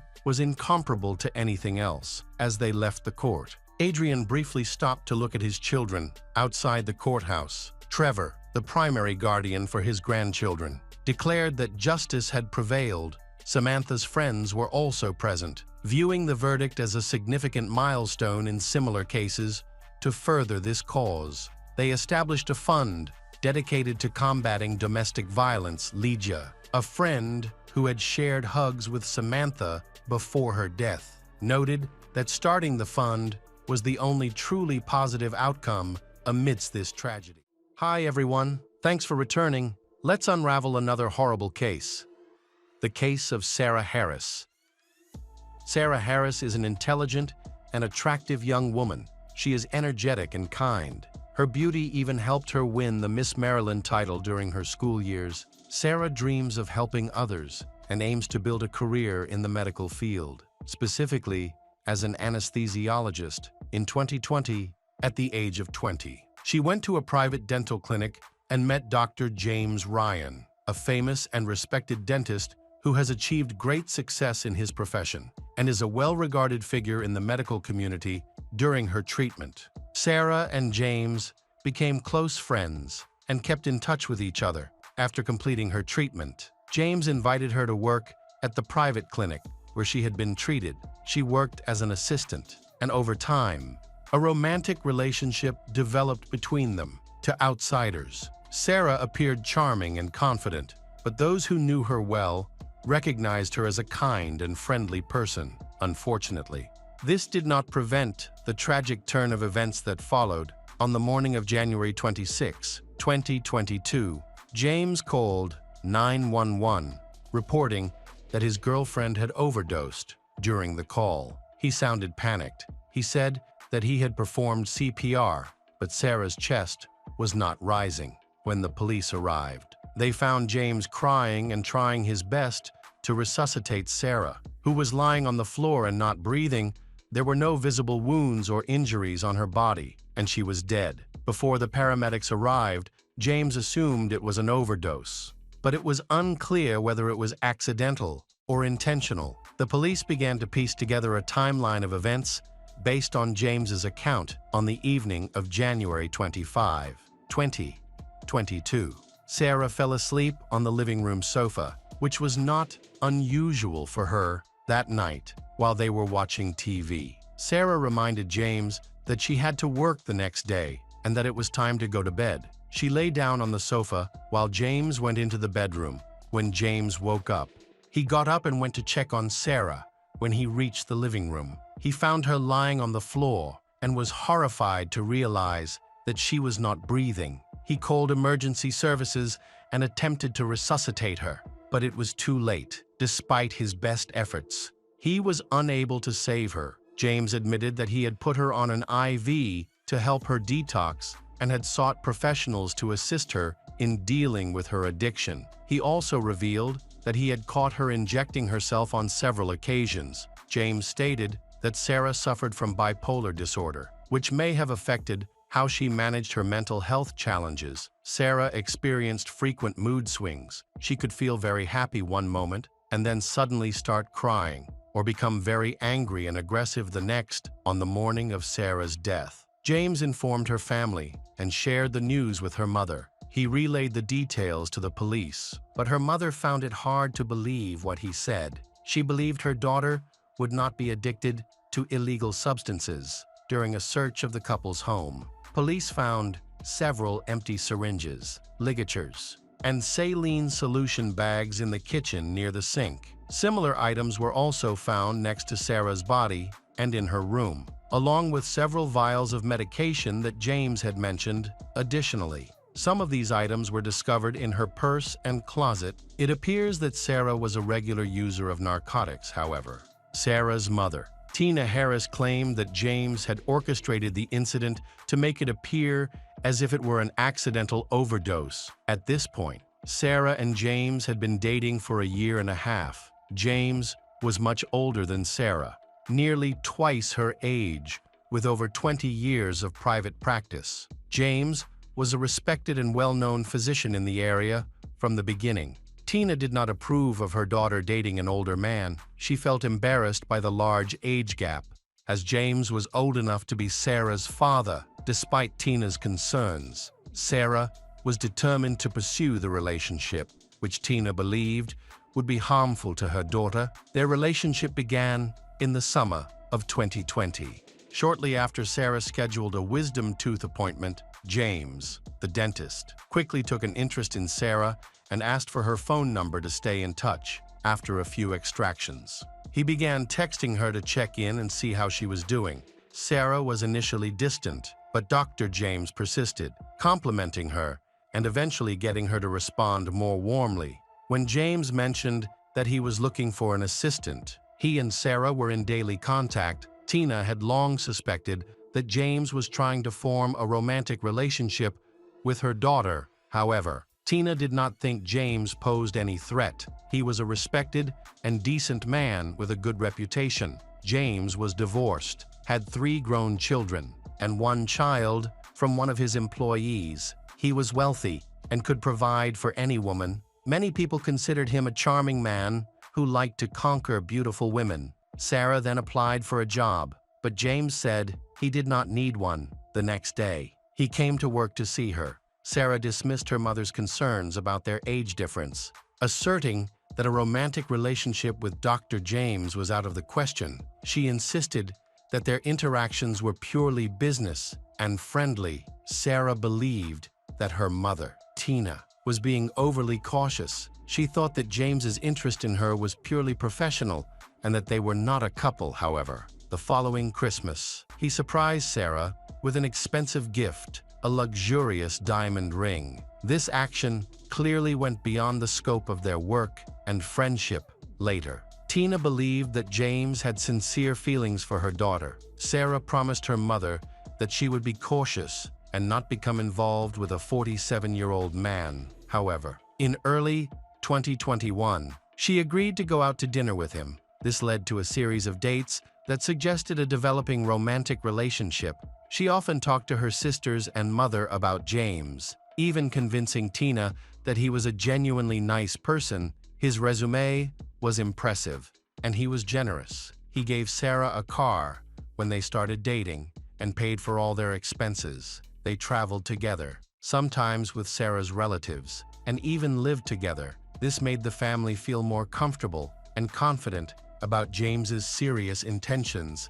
Sarah was in regular contact with her loved ones. During this time, she shared only positive things about James, which allayed their suspicions, however. This happiness did not last long. The police spoke to Sarah's family and discovered that she had been going through a challenging period in her life. Her younger sister, Rachel, who is closest to her, reveals that Sarah is experiencing typical teenage problems. She had experimented with mild drugs, which eventually led to anxiety and depression starting around the age of 14. During this difficult time, Sarah experienced feelings of depression. However, she managed to complete her education and developed a deep interest in languages. She learned several languages, including sign language, but her mental health struggles made communication difficult. As a result, she only interacted with family and trusted friends. This continued at least until a music festival in 2018, where Sarah met a guy and his band who were performing at the event. They immediately felt a connection, which led to them starting to communicate. However, a significant problem arose because he lived an hour away from Sarah. They kept in touch via messaging apps, sharing their dreams of getting married and having children. Unfortunately, the distance caused their feelings to fade over time. They eventually drifted apart and decided to stay in touch as friends. He was the first to end their romantic relationship, but he confessed that he still had feelings for Sarah. He just felt that a long-distance relationship was unrealistic during this time. Sarah was actively involved in the modeling industry and participated in beauty pageants, eventually winning the title of Miss Maryland 2020 a year later. She met James in late summer 2021. Tina noticed that James had a huge influence on her daughter. He was her boss at work, her boyfriend at home, and Sarah even moved in with him. As a result, Sarah's behavior changed dramatically. Instead of growing, she seemed increasingly depressed. She eventually saw a psychiatrist who diagnosed her with bipolar disorder. During this time, she began to lose weight, and her skin looked unhealthy. To help ease the situation, in September 2021, James, Sarah, and her mother planned a family trip to relax. During the trip, James, while drunk, shared a disturbing story with Tina. He revealed that he had seen Sarah when she was 14 years old. At that time, she was walking in the park with her friends and was noticed for her beauty. He knew where she worked at a toy store and often visited her with his children to admire her. Sarah often dressed up as different cartoon characters. But the time that impressed James the most was when she dressed up as Elsa. He later learned that Sarah had changed jobs and was now working part-time at a restaurant. From that point on, he often went to the restaurant for dinner, hoping to see Sarah. Tina was surprised and thought that James was completely infatuated with her daughter. However, at that time, there was no evidence that James had any bad intentions towards Sarah. He seemed very loving, attentive, and caring. The situation changed during the next trip to Florida, which took place about a month later. Despite the heat, Sarah wore a long-sleeved sweater, suggesting that she might be trying to hide something.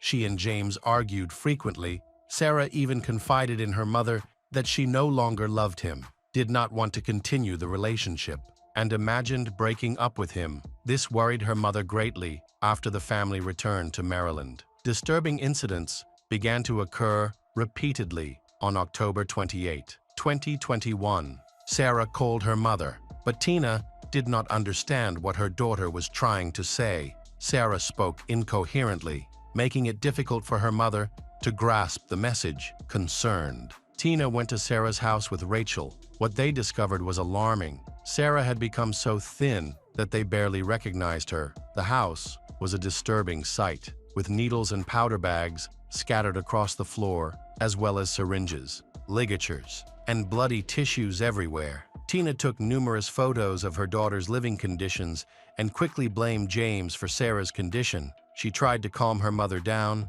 and convince her not to call the police. Tina agreed not to report the situation, only if Sarah returned home, where they could care for her for a few days. The family members noticed positive changes as her skin became healthier. She cooked and even went to church. However, it wasn't long before James convinced Sarah to return to him. On December 20, Sarah called her mother again, but mumbled something incomprehensible. Concerned, Tina went to James's house, where she discovered an even more alarming situation. There were numerous syringes and vials of various substances, as well as a tripod for IV drips. Frustrated by the chaos, Tina turned around and left without speaking to her daughter. A few days later, she met James, but did not listen to his explanations or excuses. Instead, she immediately punched him in the face, accusing him of giving Sarah illegal drugs. She dismissed his claim that he was actually trying to help her overcome her addiction.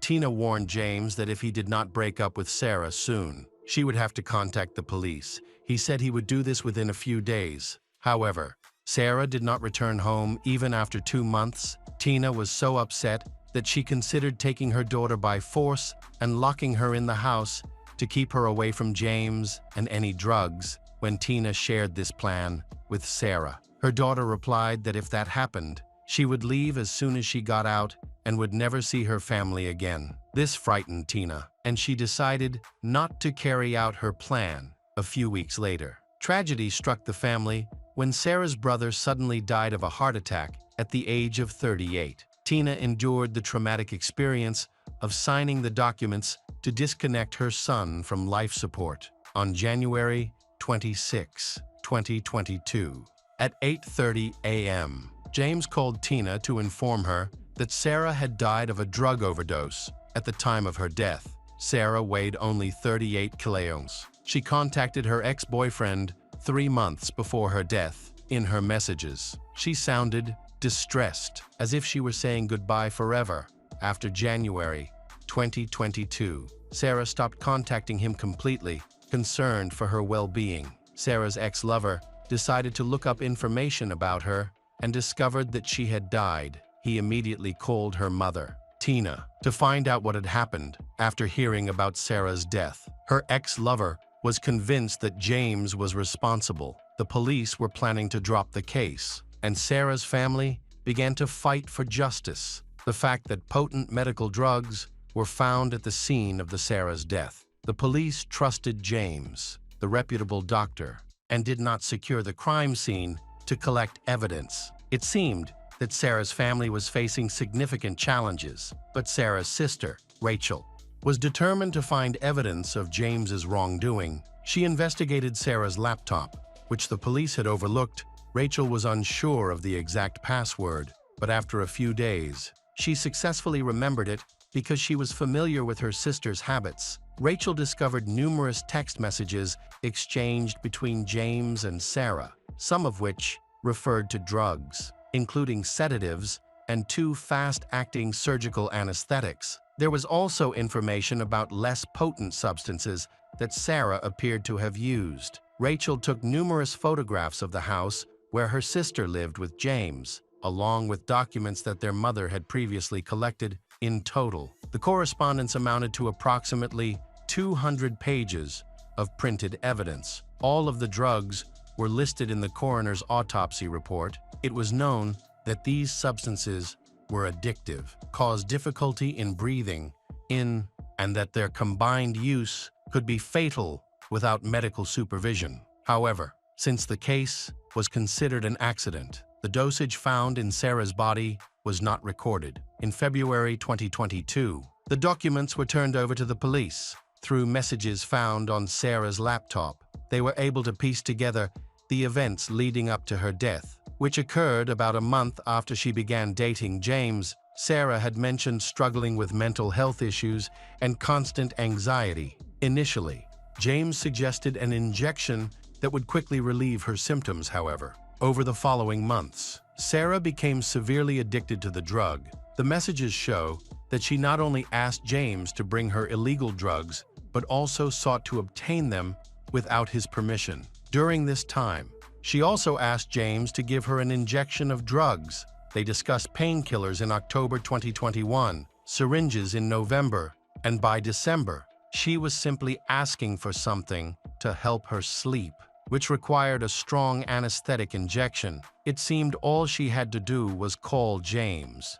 and he would bring home the necessary medical supplies. Sarah began regular painkiller injections in December 2021, and the last text message mentioning the drug was sent just a day before her death, according to the police handling Sarah's case. The initial investigation was ineffective because officers were not equipped to address the medical aspects of the situation in James's home. There were multiple ampules of medication and liquids that the police considered non-lethal, especially since they were handled by medically trained individuals who knew what they were doing. This caused confusion. On March 22, 2022, nearly 2 months after Sarah's death, James was arrested for murder. From the start, the case posed challenges for the prosecution due to the lack of direct evidence. Relying instead on circumstantial evidence and text messages exchanged between the couple,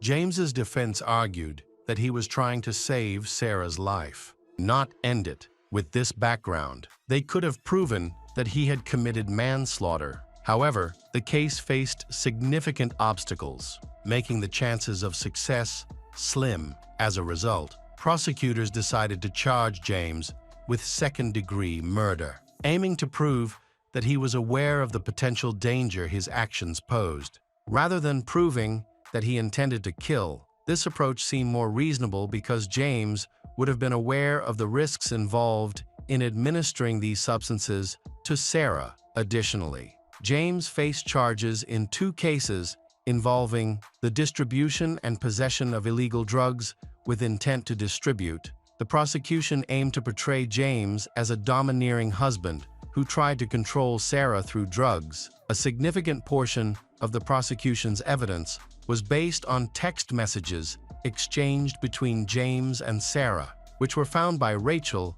Lawyers argued that Sarah had mental health issues that may have played a role in her death. Shortly before her death, she wrote to her ex-boyfriend, expressing that she had lost all interest in life. There were signs that she not only sought out drugs, but also began stealing them, which left James unable to effectively manage her addiction. James was unable to monitor her constantly, and she eventually took advantage of his absence at night to use drugs, which created a dangerous combination. James claimed that he was trying to protect her and manage her addiction while also seeking a solution to the problem. Unfortunately, he ran out of time before she overdosed. James's lawyer highlighted several errors made during the initial investigation. The police failed to collect all of the medical supplies and items for fingerprint testing. The defense argued that Sarah had long struggled with addiction and that several witnesses had seen her injecting herself with suspicious drugs.